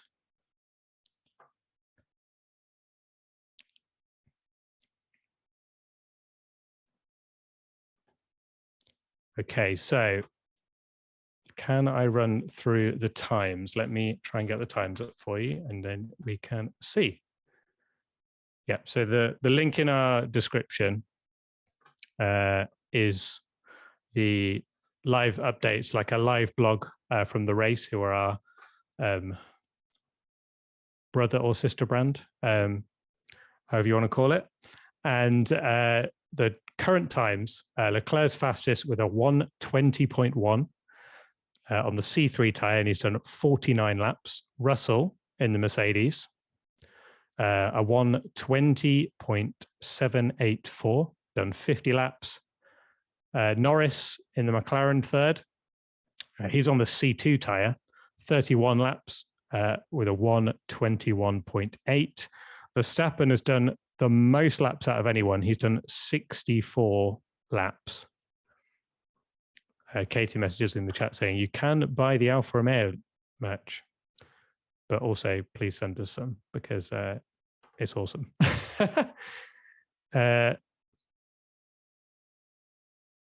Katie's just sent me something interesting about the Alfa Romeo livery. The camouflage livery is the result of an AI-driven process aimed at creating a dazzling pattern. And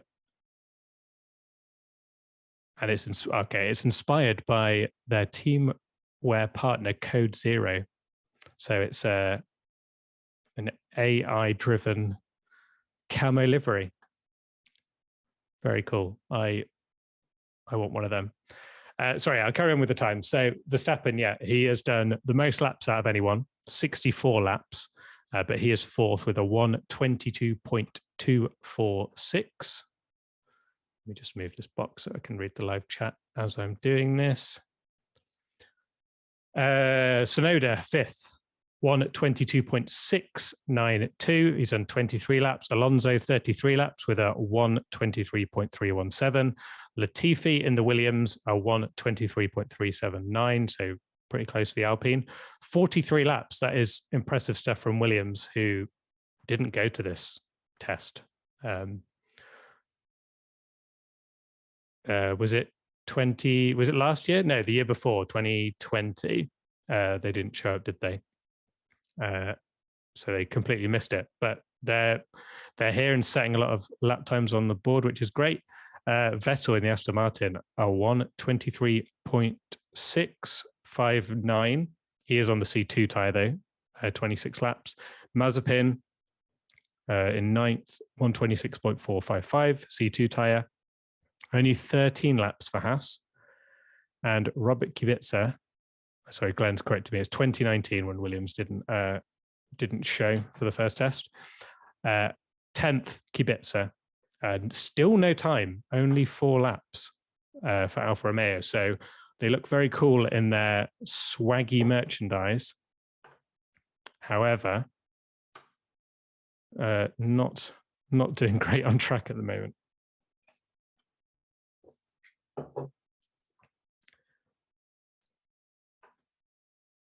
Are Mercedes a championship contender? Oh, hello. Hold on, let me turn the video back on. There we go. Hello, everybody. Welcome back. Well, I'm welcoming myself back.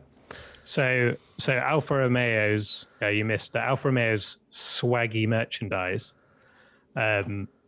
It's to do with one of their new kind of title partners, and it's an AI created camo design, apparently. And that's obviously what they've got on their stuff as well. Nice. Lovely stuff. Has anything happened? No. Have you sent me any Nothing. images? Anything? No, but I'm just having a look at... here's a very close-up shot of the Alpha Camo. The Alpha Camo. I want to see it. Sounds like I'm about to see the Alpha Tauri. Let's see it. Alpha Camo. Here we go. I want it. I'm actually going to start naming my files because I'm running out of gobbledygook. Oh, please. Please do. That'd be lovely. Okay. There's the Alpha. Right, I'm going to send... I just realized when you left, I was like, right, I'm going to send some pictures. And then I was like, oh, wait, Matt needs to Streamlabs, so I can't.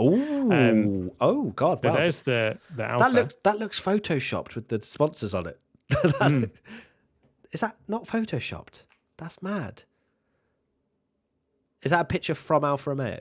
That's Alfa Romeo's... but is that something that Alfa Romeo has posted? Or is that from somewhere else? No, well, that's from the test on their media site. Yeah. Not XBB. So I wonder if they've popped the logos more. 100% popped the logos. That looks so looks so white. I wonder if... let's have a look.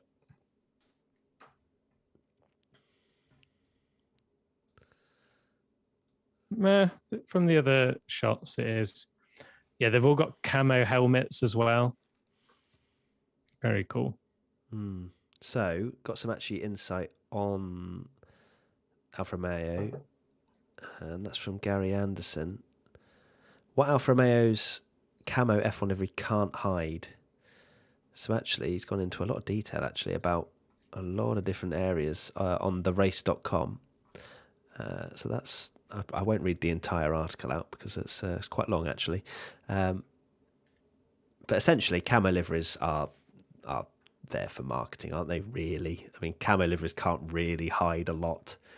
If anything, like the the whole suspension, which has been a big talking point, it just pops more with the fact there's a camo livery there, to be honest, because it's white and black. But yeah, so to let you know, everybody, Leclerc fastest 20.165, and then you got George Russell, who has elevated himself to P2 with a 1 minute 20.784.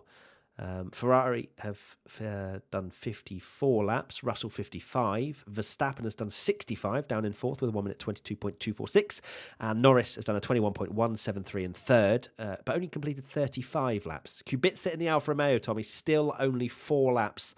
Haas then the second least running on 13 laps with Mazepin. So great merchandise, clearly not a particularly reliable car at the moment, maybe. Mm.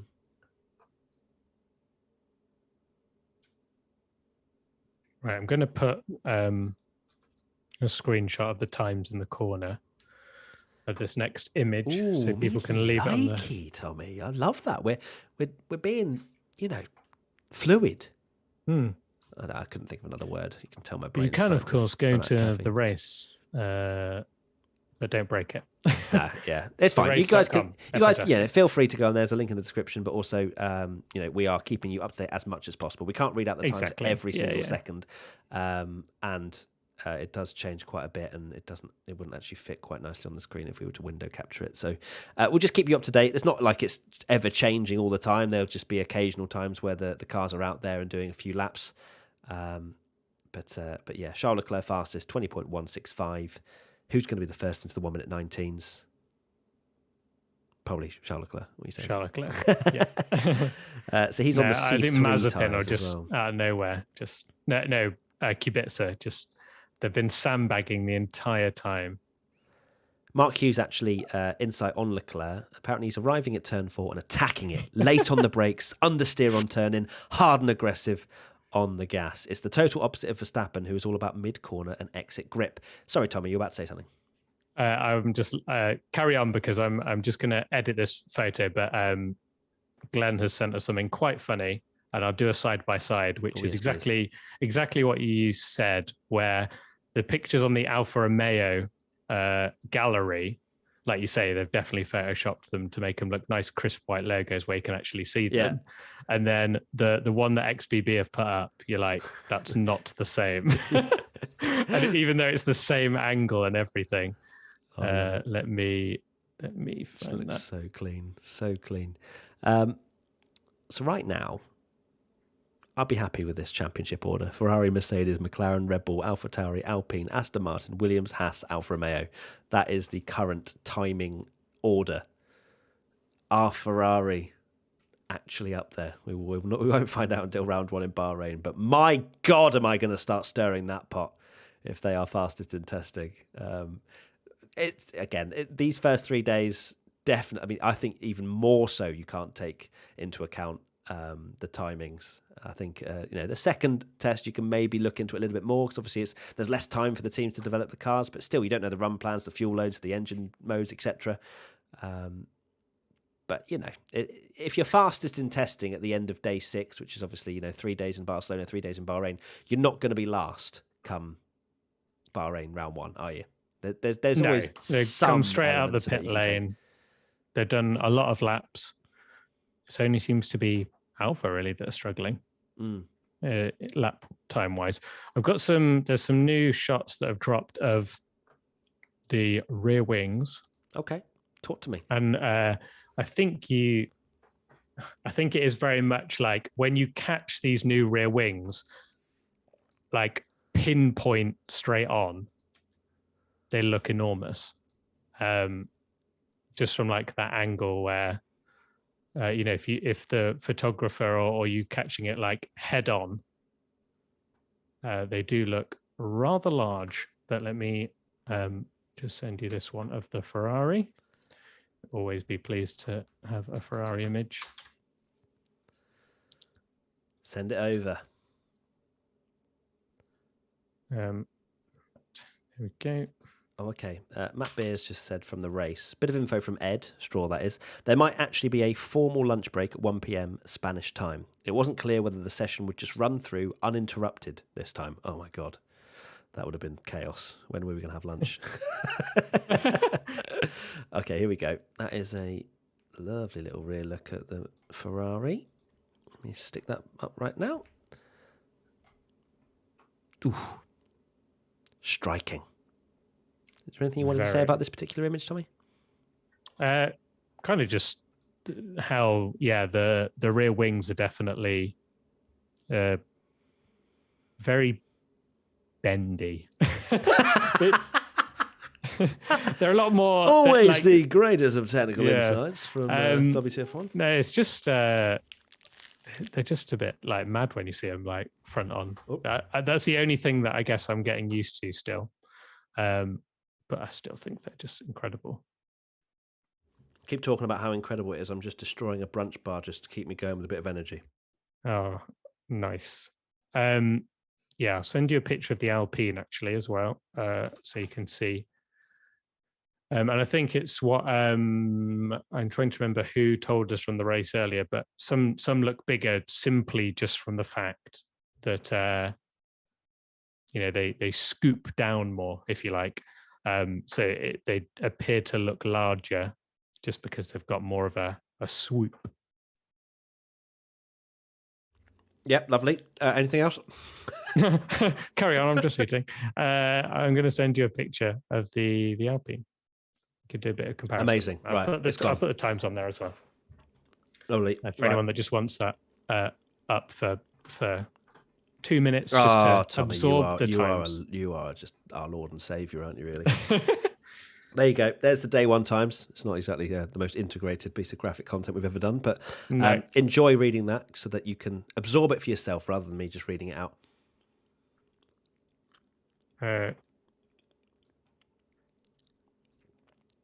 People are going to get really sick of my Charles Leclerc fanboying this year. I can tell already. It's great. I'm ready for it. I'm ready to annoy everybody. I think that is up to date. Yeah, it is. Yeah, that's up to date. So a lot of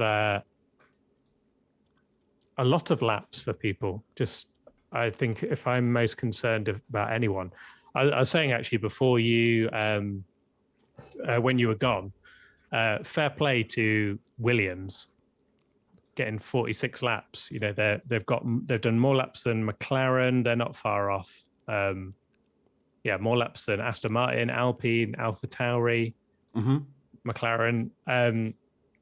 We've seen in the past Williams really struggling to make the first test. Yeah, and the fact that they've just rocked up and setting loads of laps. I'm a big fan of this Williams. I can't believe I'm saying it. I think it looks absolutely brilliant on track. Is it growing on you? It is. I think it looks absolutely awesome. Yeah, I want a picture of the Williams because I was quite happy about that front image that they had when they were about to do the shakedown a few days ago, and I thought that looked mean. When they did it at Silverstone. And I think with the right light, it looks great. Just some of the image renders were obviously a little bit dark, and all the actual pictures they took didn't do it justice. For it to look better on track than it is in a render. Because that's the thing; it's so easy to judge. Now everyone does renders. It's so easy to judge it based on a render. But I'm actually doing something that someone's asked me because I think that'd be quite interesting. What was? Oh, actually, because day one of pre-season testing last year was in Bahrain. So I can't really give you a like for like in terms of day one.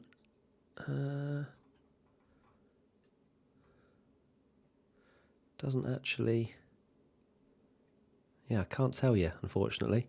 Because they were doing 1 minute 30s in Bahrain, so it doesn't quite tell you the like for like there, unfortunately. Got another thing from Tommy. Thank you very much. Let's have a look at that Williams. That's the Williams. I think it looks brilliant. Let's take a look at the Williams then. Boom. Shining in the light. Yeah, it looks really nice. It looks really vibrant. Nice. Much better in person, it has to be said. The different accents of blue really do pop. Even the red looks quite nice, actually. Yeah, it's definitely growing on me. I don't think it quite gets across the message of red, white, and blue. But, I think that it does look very nice, and they've done a good job, to be fair. I think I was maybe a little bit... But to be fair, I was a little bit split because the two different images I was seeing of the car were very, very different. And if it was one, it was pretty decent. The other one was quite average. But if we're doing it now, I think it's even like an 8.5, 8.5, lovely. I'm seeing a very mean-looking picture of the Mercedes. Is there a front-on picture? I was trying to find that one because, it looks absolutely amazing. I wonder if with it's the DRS Open. Is that the one you can... let me... Oh, that is filth.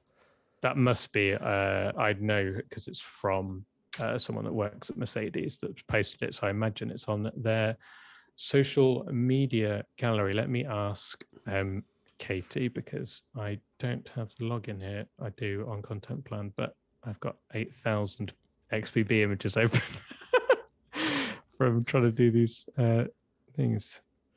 Right, let me, whilst you do that, I'm going to look at some people's pictures they've sent of where they're watching from, because I'm interested. Oh, nice. What's this? I see a little picture of a Red Bull in the gravel trap. Photoshop. No, that's legit. Oh, okay. I think it's legit. It's out of... I don't know where that's from. But I think that is... I'll send it to you on Slack because I'm pretty sure that's legit and that's not photoshopped. It's not... He's still moving, but definitely made some sort of mistake. Yeah, it's been shared around on Twitter quite a bit, actually. Yeah.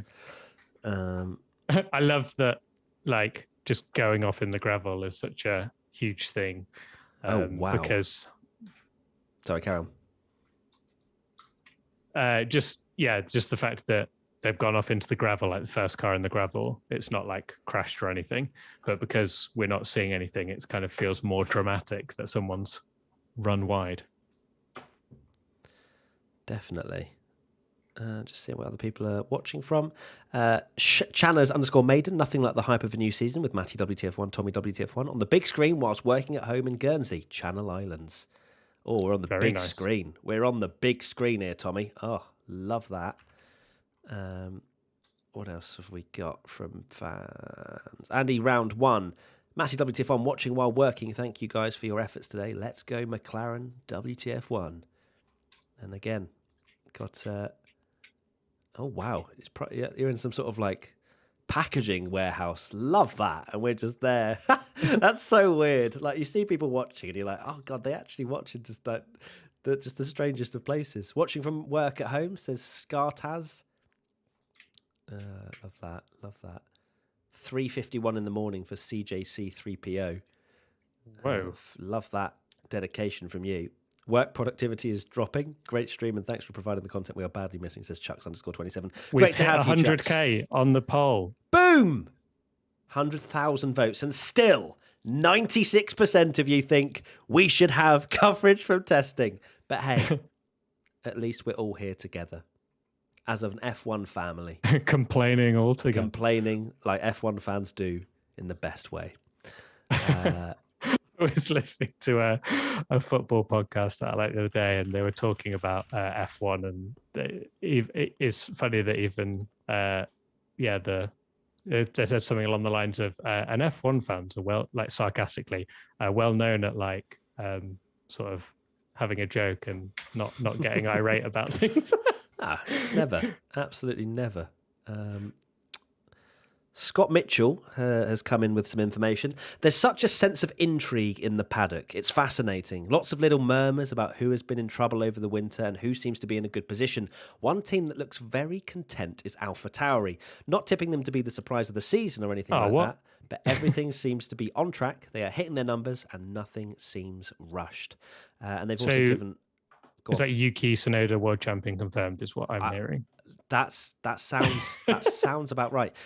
Impressive reliability. There's also a thing on lap count and stuff like that because that gives us a good insight. They've actually compared 2014 because that was a huge rule change as well. It says with the caveat that in 2014 there was a huge engine rules change and this time the emphasis on aerodynamics over mechanical. The contrast between today and the first day of testing for that rules revolution is huge. So the first full day lap count from 2014, Raikkonen had set the most laps with 31, and Button set of the whole day. Yeah, the whole day in 2014 was 31 laps for Raikkonen. Wow! In the Ferrari, Hamilton in the Mercedes did 18, Verne in the Toro Rosso did 15, Perez 11 in the Force India, Bottas 7, Gutierrez 7 in the Sauber. Bottas, of course, was in the Williams. Vettel in the Red Bull did 3. Ericsson in the Caterham did 1, and Button in the McLaren did 0. Shock, McLaren Honda. So a total of 93 laps altogether. When you look at today, 373 laps have been turned altogether. Leclerc 58, Russell 57, Norris 40, Verstappen 65. So you can really see the difference. Of course, there was more concern about the engines in 2014, but that is a big difference in mileage, isn't it?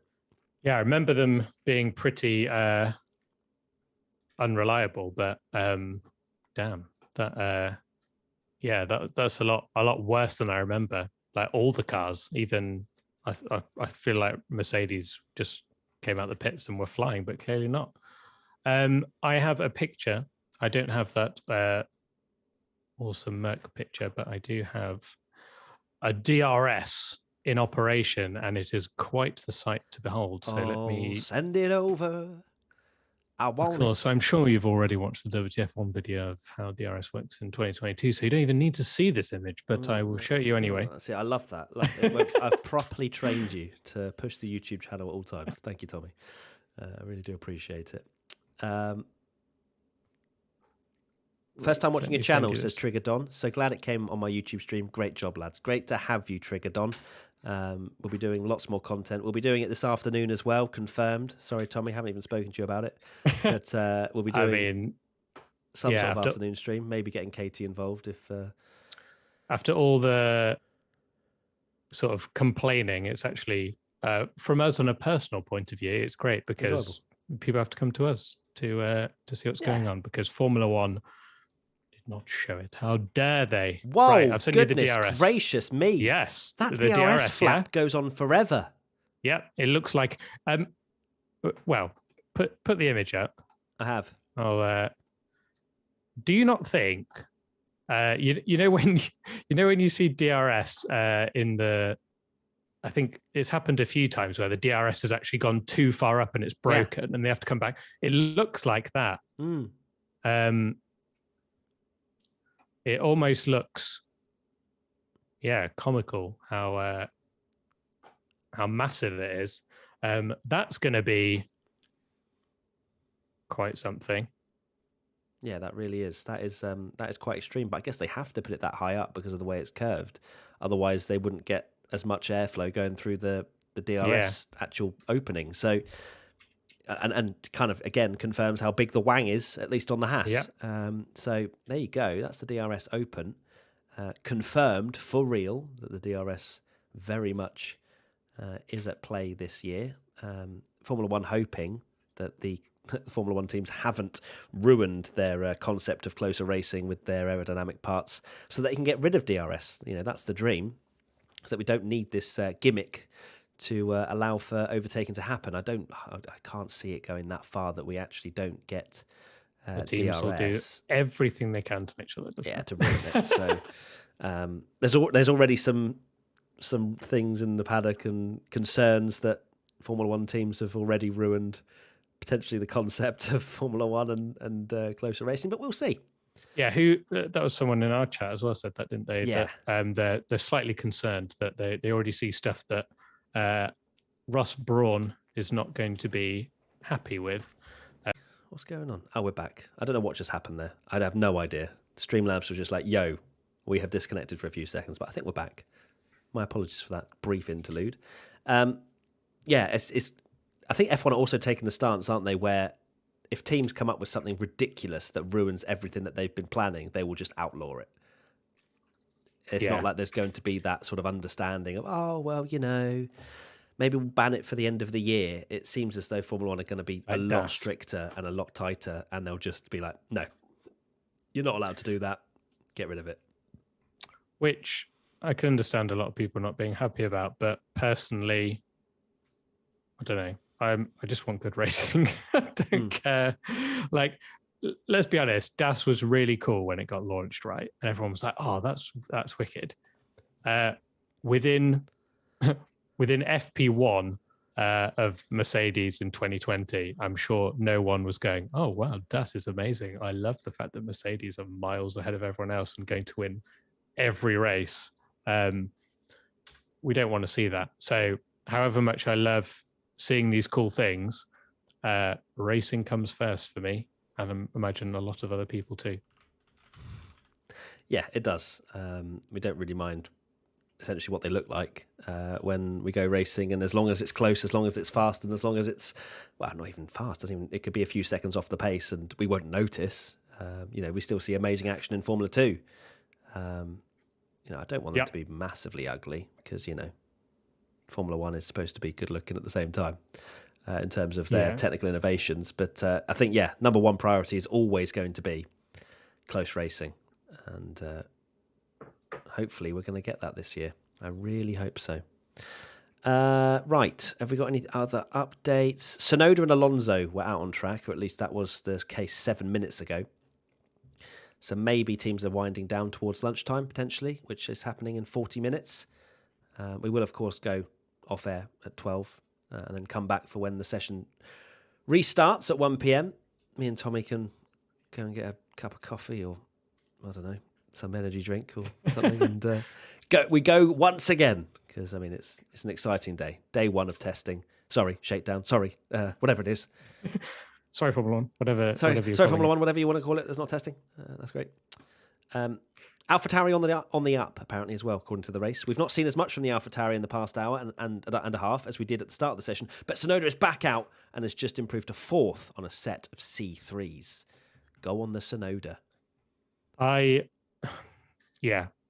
However much I'm joking about Sonoda hype train, I'm a little bit reserved because obviously last year it was very similar that they have the Red Bull like car pretty much.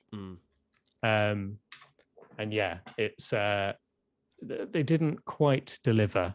Bahrain when Sonoda. Wait, Merck's in the chat. Apparently, Merck's in the chat. I've just seen people going, Merck's here. Wait, is Merck here? Oh wow, it is actually Merck. Not WTF1 fanboys, just passionate. Hello, Mercedes. Great to have you drop in.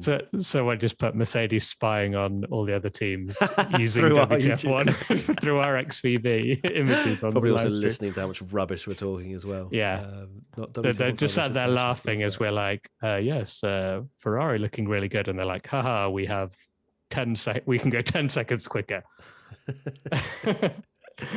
So clearly Merck are very much on the understanding of where my loyalties lie this year. But no, I think the Mercedes looks unbelievable. If we can actually get that picture of, I don't know if we're able to use it or not. I had a look with the DRS open. I don't know where it is. XPB image, but it looks so mean. I really, really like it. When I saw the Mercedes in the room that they did their car launch, I wasn't the biggest fan, but then as soon as they dropped the on-track pictures, there is one, it's not got the DRS, but for me the Mercedes looks its best. Let me it's not got the DRS keep open, up the good work, chaps. I don't know if that's Dan or whoever, but thank you guys. This is where the Merc, in my opinion, just looks a beauty, because it's like, it looks aggressive, it looks arrow like, silver arrow. Maybe Are you that's what sending they were me going one? for. Yeah. Hold on. Bunch of side-ons. This is what we need. Glenn sent us 7 pictures of side-ons. We need a big old comparison graphic here, Tommy. Wow. Okay. I need that. That's, to be fair, that's probably a tweet as well. That's probably a banging tweet if you can rustle that up. Yeah. I should have said George that, shouldn't I? That would have been good banter. But George Russell that up.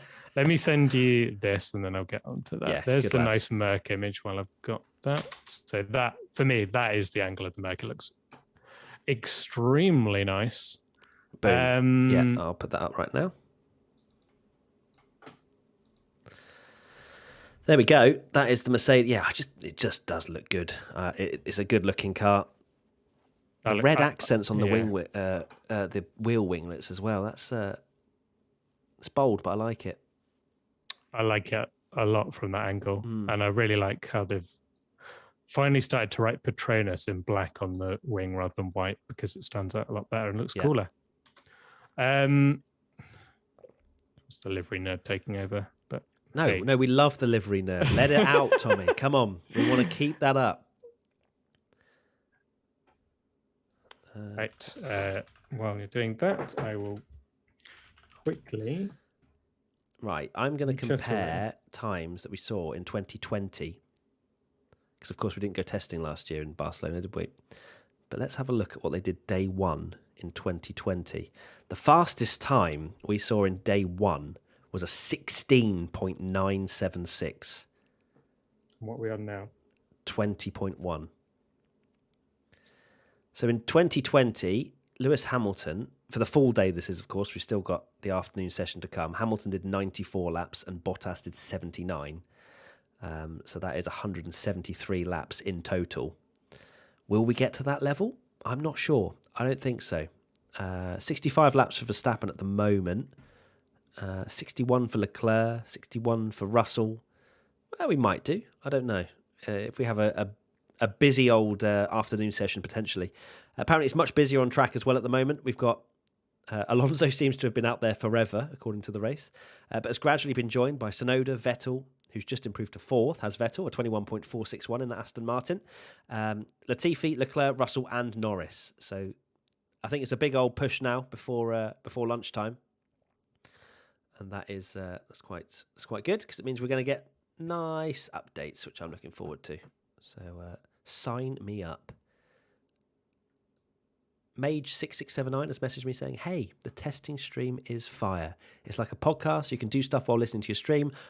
I was wondering if you can add some hip hop into the background. Not sure. I mean, I don't know if we could put some music behind, but I think, it's... I think we'll keep it unfortunately to our voices. Their own music. Yeah, exactly. Yeah, you might be listening to your own music whilst also listening to us. So we'll keep it as it is for now. But thank you for enjoying the stream. We do very much appreciate it.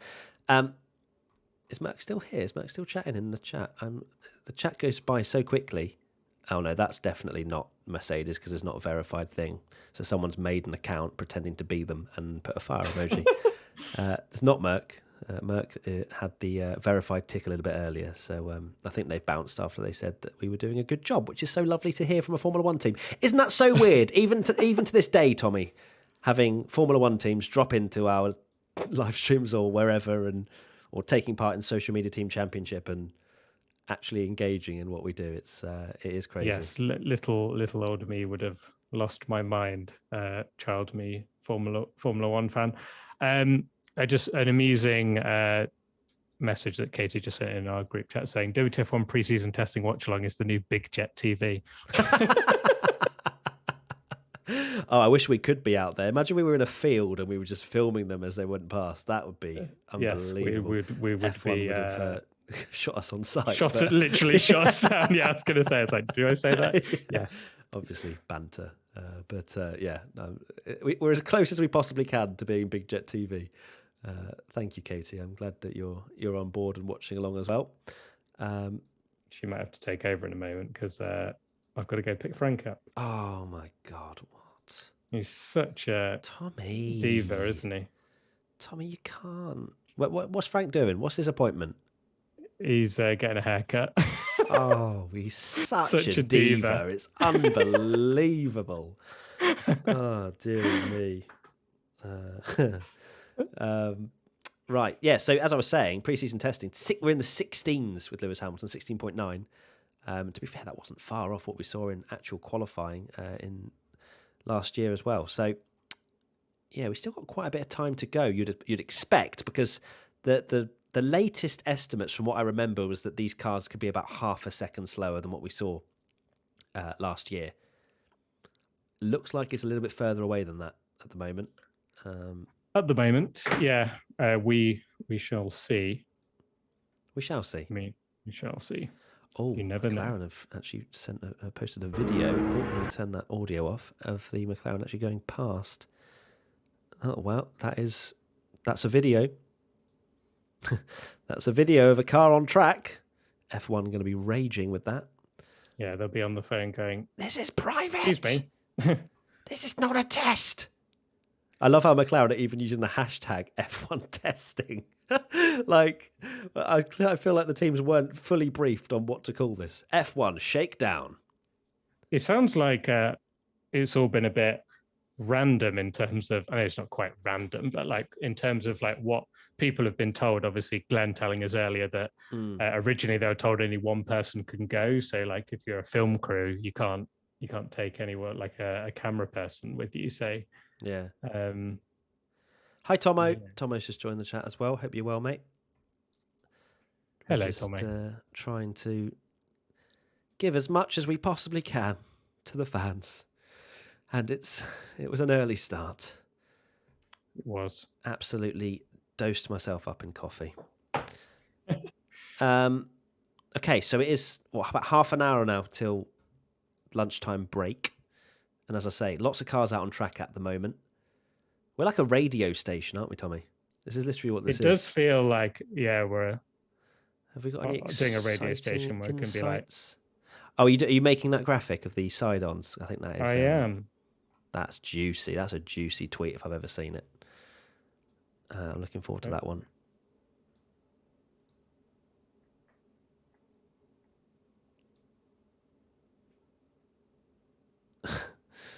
Oh, dear. What's that? I'm just reading Red Bull fans, as always. Just the joys of... Yeah, it is interesting. Apparently we're F1 journalists. That's the last thing I've heard, is that we're journalists. That always makes me laugh when people think we're say like you can't do this because you're it's like you can't. We're F1 fans. You can't like a favorite driver. You've got to be unbiased and all this kind of like you can't dislike the way a car looks if you're a journalist. Yeah. Oh, I'm definitely not anything. Oh, yeah, I see you did. Was that you that did the tweet, or maybe Katie? It was like thanking Mercedes for jumping in the chat. Love to see it. Oh, yeah, there's a picture going around of the vibrancy of the different colours of the cars. Oh, that is so nice. Those side-ons are really good. I'm going to sneeze again. Yeah. Rather than that's a good point actually. Okay, cool. We'll leave. Do I make a graphic that's like back in 1 hour, and then we can either that, or we can start a separate. Do we start a new one, or do we just? I think we start a separate stream because then people will be notified when we go back, and then we can just have a morning one and an afternoon one. I think that works the best. Sounds good. But we're not going yet. We've got half an hour to go. We do appreciate you sitting along and chilling with us. Lots of love. Will you be joining us for the afternoon session as well? I hope so. It will start. There'll be an hour break from 12 till 1, at least 12 till 1 hour time. And hope you'll rejoin us once again at 1 p.m. But we're not going just yet. We're still waiting. There's a lot of cars on track, so I'm expecting to see some updates with regards. Expecting to see Charles Leclerc going 5 seconds quicker. Well, that's what I'm hoping. Kubica and Alfa Romeo still 4 laps. This has not gone well for Alfa Romeo so far. Because, you can do as much wind tunnel time as you want until you actually go out on track. That's when you realise the little gremlins that may exist in the car, or some areas of the car that isn't working particularly well. So it's a shame for Alfa Romeo. It's a big day. You want to kick off the season well. You want to have a lot of mileage under your belts so that you can review it over the course of this evening into tomorrow. Because 6 days of testing, it might seem like a lot. 8 till 5, that's a lot of testing. But it's not. It's not for a Formula One team. They would have done thousands of laps back in the sort of early 2000s, like Ferrari and at Fiorano. Yeah, for example. Schumi, their test track. I can't remember what race it was, but I remember Schumi did qualifying for a race, wasn't happy with the setup of the car, flew to Fiorano, did laps at Fiorano, then flew back for the race. It was either from free practice to the qualifying or qualifying to the race. Either or. Like, that's the kind of luxury that Formula One teams would love to have in order to dial in certain setups and whatnot. But 6 days of testing with so much to test is nothing. So maybe Alfa Romeo painted their car camo because it kind of wanted to hide. Oh my God, imagine. They wanted to hide the fact that the car's not great. Jake McGaugh says 6 days of beautiful testing that we can't watch. No, just 3, Jake. We can't watch this first 3. Then we've got a couple of weeks till Bahrain testing, which we can watch. But we will still do some element of a watch along or something, because clearly you guys enjoy it, and that's what we want to do, is please you lot. So have you got that image ready for me now, Tommy? Which one are you after? The side-on one? The side-on one. I think that's put it on Twitter. I'm gonna send you that, and then you can fill the chat while I put the pick the diva up from his haircut. The blooming diva. It's going to be another 15 minutes of me filling, isn't it, Tommy? You better send me. You better send me lots of juicy content. That's what I want right now.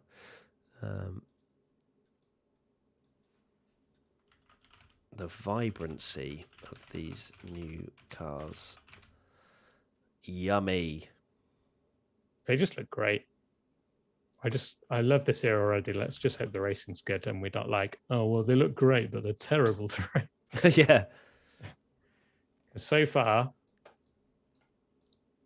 to say that they've made Formula One cars to race well, and at the end of the day, we'll be like, as long as they race well, don't care how they look. Boy, do they look good. Yeah. So if we can get both. They look better. They look better than the old cars, and they should, in theory, be way better for racing. Sign me up. Yes, please. Right. There you go. There's your image. There's my filler content. Thank you, Tommy. 10 minutes. 10 minutes. Wow, it was 5 last time. Unbelievable scenes. God, Frank's going to be a diva as always. Yeah. All right. See you shortly, mate. Right, there goes Tommy once again. So now it's just me and you guys, okay? But that's fine. I love that image. I love that image so much.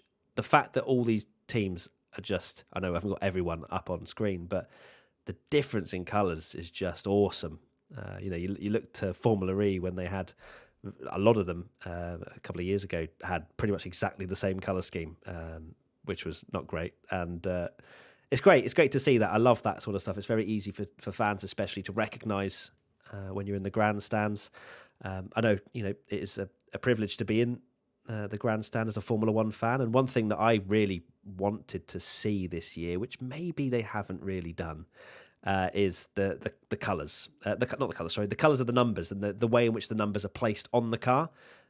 Because when you're at a racetrack, it's difficult to differentiate between drivers and who's going past. You'd be able to tell it's a Ferrari or whatever, but I identify the drivers through the T-cam and the whether it's yellow or whether it's merged into the car as its normal colour. But not everybody does that. So I felt like the numbers needed to be better across all teams. Ferrari got it really right last year, where they had a white number and it really stuck out. This year they've gone for a black number, which isn't so great. Aston Martin, I think, has done a great job. You can see there with that number 5. I think that sticks out really nicely. I don't think Red Bull does. Mercedes definitely doesn't. Ferrari, not really. And Alpine, hardly at all. So they clearly haven't improved too much in terms of identifying for F1 fans, but unfortunately sponsors, etc., clearly take priority. So I am now going to keep an eye on the race and what's being said. So Leclerc's done 69 laps. Nice. Russell's done 69 laps as well. Nice. Norris, 45 laps. Vettel, 38. Sonoda, 34. Verstappen, 74. Alonso, 47. Latifi, 61. Mazepin, 13. Kubica, 4. Still the fastest time is a 1 minute 20.165. There's a lot of flow viz, actually, on the Williams as Latifi heads out of the pit lane as well, which is going to be interesting. I'll probably do a video at some point, actually, on the flow viz and how that works, because all these kind of testing questions are something that we're definitely going to cover over the next few days. What else have we got in the chat? Yeah, there you go. There's the nice comments. It's a little bit delayed, isn't it, the YouTube stream in terms of how long it takes to get out to you guys, but I'm enjoying all the nices coming through. 2021 test results. We didn't test around Barcelona last year. Nah, man. They did 2020, though, and it was a 16.9 was the fastest on day one. So we're quite a way off what we experienced a couple of years ago. Who is your number one pick for this year? Mine is, of course, Ferrari, because Ferrari's just looking real good. Real good. I'm going to put another image up, actually, now. Let's go with Back to the Mercedes there. I think that looks really nice because I know people are dipping in and out of the stream, so I tend to go through some of the images that we've taken a look at because not everybody's watching at the same time. So I'll run you through some of the images more recently that we've gone through as well. Obviously, we've got the DRS open on the Haas, which is quite extreme, how high that DRS flap has to go in order to get the most out of that DRS in terms of opening that slot up. Because, of course, if you have a less of a gap in that slot, you're not going to reduce as much drag. What else we got? The Williams looks very, very saucy, doesn't it? It really does look good on that Williams car. Much better than the launch, it has to be said. We've got about 20 minutes now till lunchtime, and then we will end the stream, come back in an hour. And right now, Verstappen, Latifi, Leclerc and Kubica, yes, the Alfa, as it says on the race, is out on track. So finally, Alfa Romeo have managed to sort out whatever problems they were having. 4 laps really does suggest that they have had some problems, but they're out there again, hopefully for more than one installation lap, because they've done 4 laps but no time. So each time they've come back into the pits and clearly seen something else wrong with the Alfa Romeo. So fingers crossed, we'll see it out there for a little bit longer. Katie says that she can join the stream in 15 minutes. Probably won't need you, Katie, because we're ending the stream at 12. So we might get you in for the afternoon for sure. But for now, we probably won't need you for the last 10 minutes. But I appreciate your offer, and hopefully you're free this afternoon, maybe to jump in at some point. There's actually some nice comparisons of the rear of each car over on the race, looking at the rear wing and the diffusers. It's you can see the Ferrari rear wing is actually quite thin and there's not as much. It doesn't. What are they calling it? The spoon. The actual, I guess, depth of the rear wing doesn't look as much as the likes of the Mercedes and the Red Bull, which is interesting. I'm seeing a lot of comments. The Red Bull. Some of these comments, I'm trying not to take any sort of notice. Like, oh, this person's crashed. Oh, this person's in the gravel. Not that I can see. I will let you know if anything crazy happens, because we've got people on the ground. So if you've just joined, let me run you through. We've got our colleagues, The Race. I'm sure you've heard of them. They're an incredible YouTube channel as well as website and everything like that, and they cover a lot more technical aspects. And they're doing live text updates, which is a link in the description as well if you want to look at that. But I am keeping you up to date as much as possible on those live text updates. And they are also on the ground. They are there in Barcelona, giving us some inside scoops, some rumours, the murmurs around the paddock and whatnot. So we try and keep you up to date as much as possible on that. We also have XPB, which are, we're kind of partnered with them for images. So we're getting the hot off the press from testing those images to overlay into this watch along.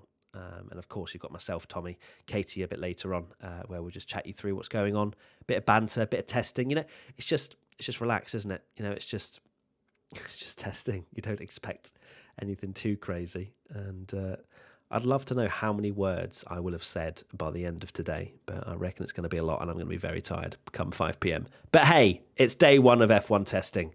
Who doesn't love it? Well, I mean, we do love it. We don't love the fact we can't see anything, but that's for another day. This is stupid. Tell FIA to let us watch. Yes, I don't think the FIA have got anything to do with that muddle, but speak to Formula One and the rights and stuff like that. A bird crashed. There seems to be a problem at the Haas garage. Okay, MTG Marco. I'm not sure where you're getting that from. Thank you, Thomas, for posting the laps. Appreciate that. Why is Max so slow? Well, as we've said earlier, it's not about the times as much as I'd love. I'm going to get excited. Leclerc's fastest. Not a fanboy, just passionate. But also, it's about the mileage. It's about how many laps can the teams put on the board throughout the day and throughout the test session, throughout the 3 days and then 3 days again in Bahrain, because that's all they need is data. They don't have to top the timesheets in order to be fast come round 1 in Bahrain. So, I think there's certainly a lot of sandbagging going on, a lot of lower power modes. They don't need to risk anything in terms of engine modes, especially on day 1. They will at one point test out to see how the car works on low fuel in qualifying sim, but that's not really the priority at this stage. Kubica heads out, says Manas. I think, Kubica went out. Oh, and he's logged his first timed lap, and it's a 1 minute 29.516 from Robert Kubica on the C3, which means all 10 teams are now on the leaderboard before lunchtime. But then Kubica has actually improved since then to a 1 minute 26.501, which is half a tenth slower than Haas. But still, doesn't really matter about the lap times, as I say. The fact that they've only done maybe 6 laps is a cause for concern for Alfa. They need to really step up this afternoon and get a lot of mileage on the board, because if you don't have the data, if you don't know how your car runs, you need to have as much wind tunnel time, although that is restricted as well. That doesn't simulate what a car will react like when it's on track. They've got so much to test. They've got all of these new aerodynamic regulations. They've got the 18-inch wheels, which, they have very limited running on as well. And that combination as well. They may have run the 18-inch wheels on previous iterations of the car in Abu Dhabi and whatnot. They haven't had it with this specific car, with the use of ground effect and whatnot. So going to be interesting to see which teams come to the forefront. But right now it's Leclerc fastest with 1 minute 20.165 on the C3 tyre, 73 laps completed. George Russell in the Mercedes, a 1 minute 20.784 on the C3 tyre as well, 69 laps, nice. Norris in the McLaren, 1 minute 21.173 on the C2 tyre, 46 laps. Vettel in fourth in the Aston Martin, the 1 minute 21.276, C3, 41 laps. Sonoda, AlphaTauri, 1 minute 21.638 on the C3 tyre, 34 laps completed. Not a huge amount from AlphaTauri this morning, and neither for Aston Martin, you could say. Verstappen in the Red Bull, 6th fastest with a 1 minute 22.246 on the C2 tyre, 75 laps completed already. So that's well over a race distance that he's completed in 2 hours and 45 minutes. Alonso in the Alpine, 1 minute 23.317 in 7th on the C3 tyre, 47 laps completed. Nicholas Latifi in the Williams, a 1 minute 23.379 on the C3 tyre, 66 laps completed, so still decent for Williams despite not setting the timesheets alight. Then you got Robert Kubica in the Alfa Romeo, a 1 minute 25.909 now on the C3 tyre, with 9 laps completed. And Nikita Mazepin in the Haas, a 1 minute 26.455 C2 tyre, 13 laps completed. So there is the rundown on what's going on. Kubica has gone faster than the Haas, as you've seen. And that is, is it eye-opening for Haas? I know, as I've said, times don't really matter. But when you're 6 seconds off the pace, as Haas, I don't know. I know they've only done 13 laps. Mazepin in a completely new car. He's still very new to Formula One. We know that he doesn't exactly push to begin with now after his learnings at the start of last year. But you'd want to be closer than 6 seconds off the pace, or 5.8 seconds if you're Alfa Romeo. But again, Kubica getting up to speed out there on the C3 tyre. And clearly, we've spoken earlier about Leclerc having a completely different driving style to Verstappen, and that's the kind of stuff the race guys have been feeding us in terms of information. And it's going to take the drivers a while to really get to grips with this car and understand where the limitations are, because you can do as much crashing as you want in the simulator or pushing it to the limit there. If you crash it here in testing, it's a big job for the team, and it's lost running, so they can't push it too hard too early, otherwise it's big trouble. So Russell beats Bottas again. I'm just having a look at the chat now. Is Tommy still away? Yes, he is. He's just picking up Frank. He'll be back soon. He did say 10 minutes. He's lied to me again. He's been 12, but it's fine. Gisser, Matt, it's not about the times. Also, Matt, these times tell a lot. Well, it tells a lot when you're 6 seconds off the pace. I don't think you can really tell much from sort of the top 7. Tommy said he's back in 2 minutes, so that's great. He's just texted me. That's lovely. 13 laps is too few also, isn't it? Romulo asks. Yeah, it's not a lot.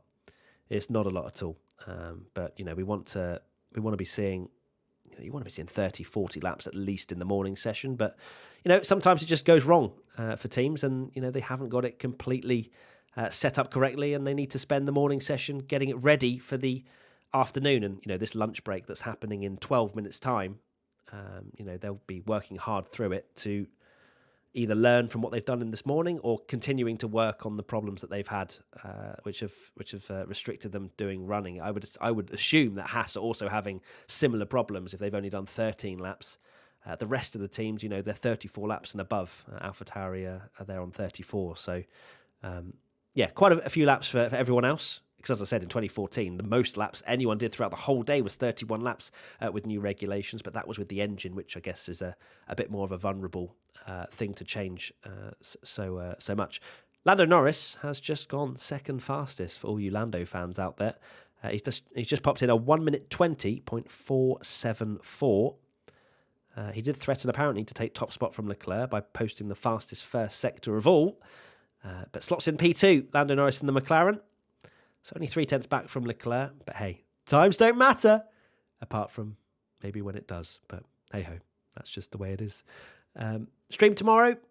Very potentially, Toby. I think it makes sense for us to do a stream tomorrow if you guys are enjoying it. There's still over 17,000 of you watching, 10 minutes before lunchtime. So fully expect us to come back again, as I say, at 1 p.m, which is an hour and 10 minutes to start the afternoon session. Yeah, I look forward to that. It's going to be good. It's nice to just chill out with you guys, have a chat, maybe try and integrate a few more questions from you guys a little bit later on. 113,000 votes from you, and still 96% think that F1 testing should have been broadcast. So thank you for voting on that. If you haven't, please do go and vote on that now. Let us know what you think. But I think it's quite clear that F1 testing should have been broadcast. Okay. Any more news? 10 minutes to go until the end of the morning session. And as I say, Norris has slotted into P2. You'd have to imagine it's quite a healthy morning session for Lando Norris. 50 laps completed.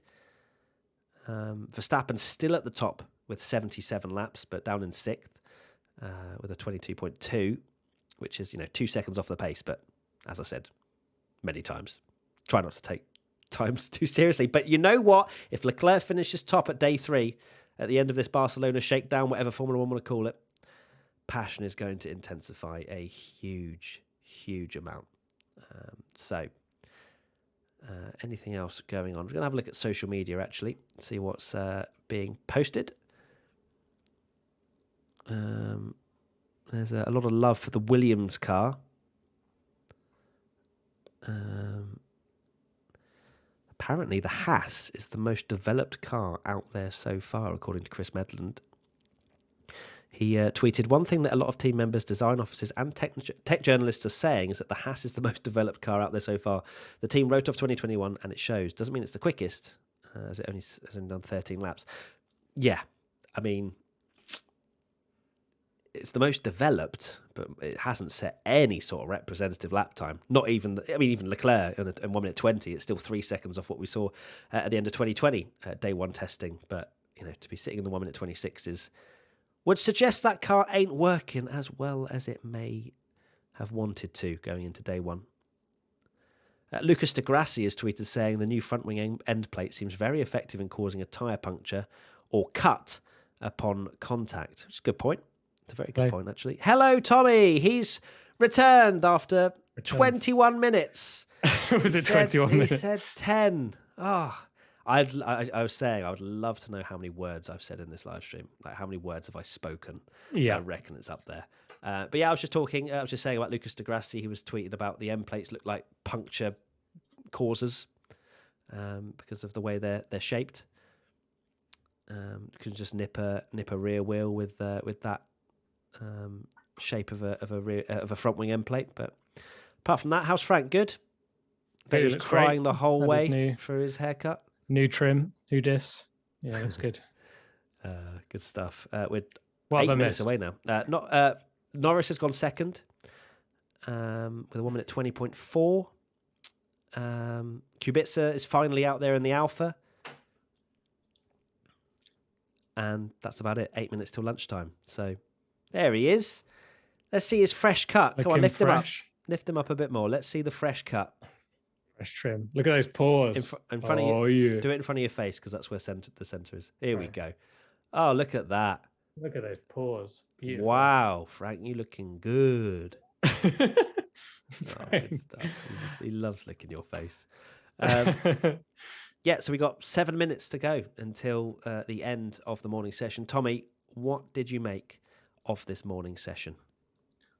I wish we could have seen it, but I am I've enjoyed doing this stream and just chatting along and having all you guys join us. It's been enjoyable. Yeah, it has. It really has. And don't worry, we'll be back this afternoon.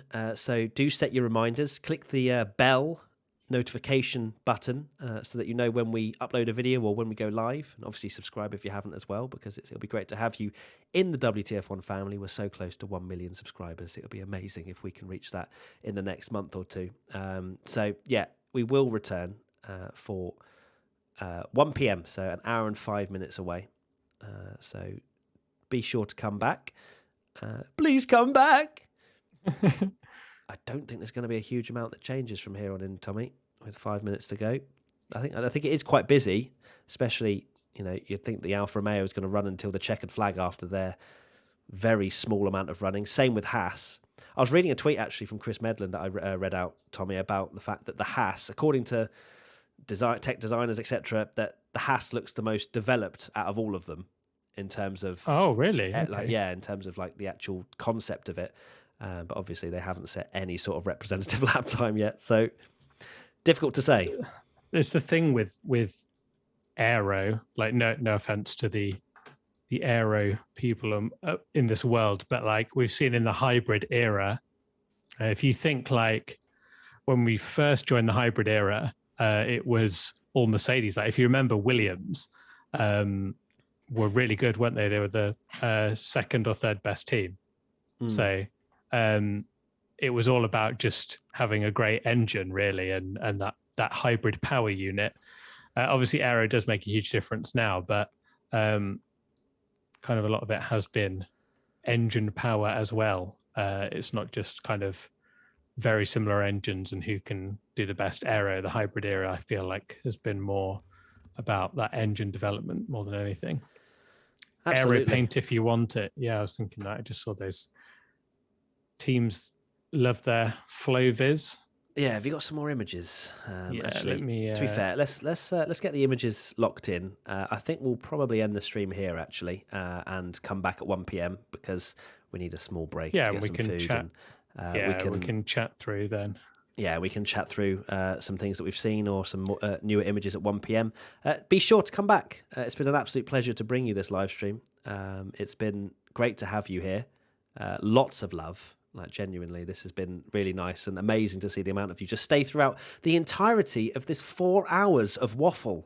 It's incredible. Can't believe it's been 4 hours. So we'll be sure to come back this afternoon at 1 p.m. So set your alarms. Come back to the WTF1 YouTube channel. We'll answer some of your questions as well. I need to get a drink for sure. Maybe a coffee again. And that's pretty much it from me. Tommy, any final thoughts before we shut this down and come back for the afternoon session in an hour? Final thoughts are obviously the lovely people that have been doing, helping us with this coverage because we are sat at home like chumps. The race, our sister brother brand, they are will be providing updates. They've got a live timing updates on their website and everything you need to know. So get on there and have a look while we eat food and get ready for another stream. Yeah, that's a very good point. So in the link in the description is a text box where they'll be providing more updates, more insight into what they've seen this morning. So click the link in the description for those live text updates. And as I say, we'll be back in the afternoon in an hour's time to enjoy some more F1 testing, not F1 testing, non-shakedown, non-coverage, whatever this is, but really enjoying it day. So yeah, there you go. Thank you, Tommy. Thank you, everybody, for watching and listening. Leave a like before you go, and we'll see you in an hour. Bye. We'll see you soon. Goodbye. Wave, Tommy. Sorry. Bye. Wave Frank. Bye, Frank.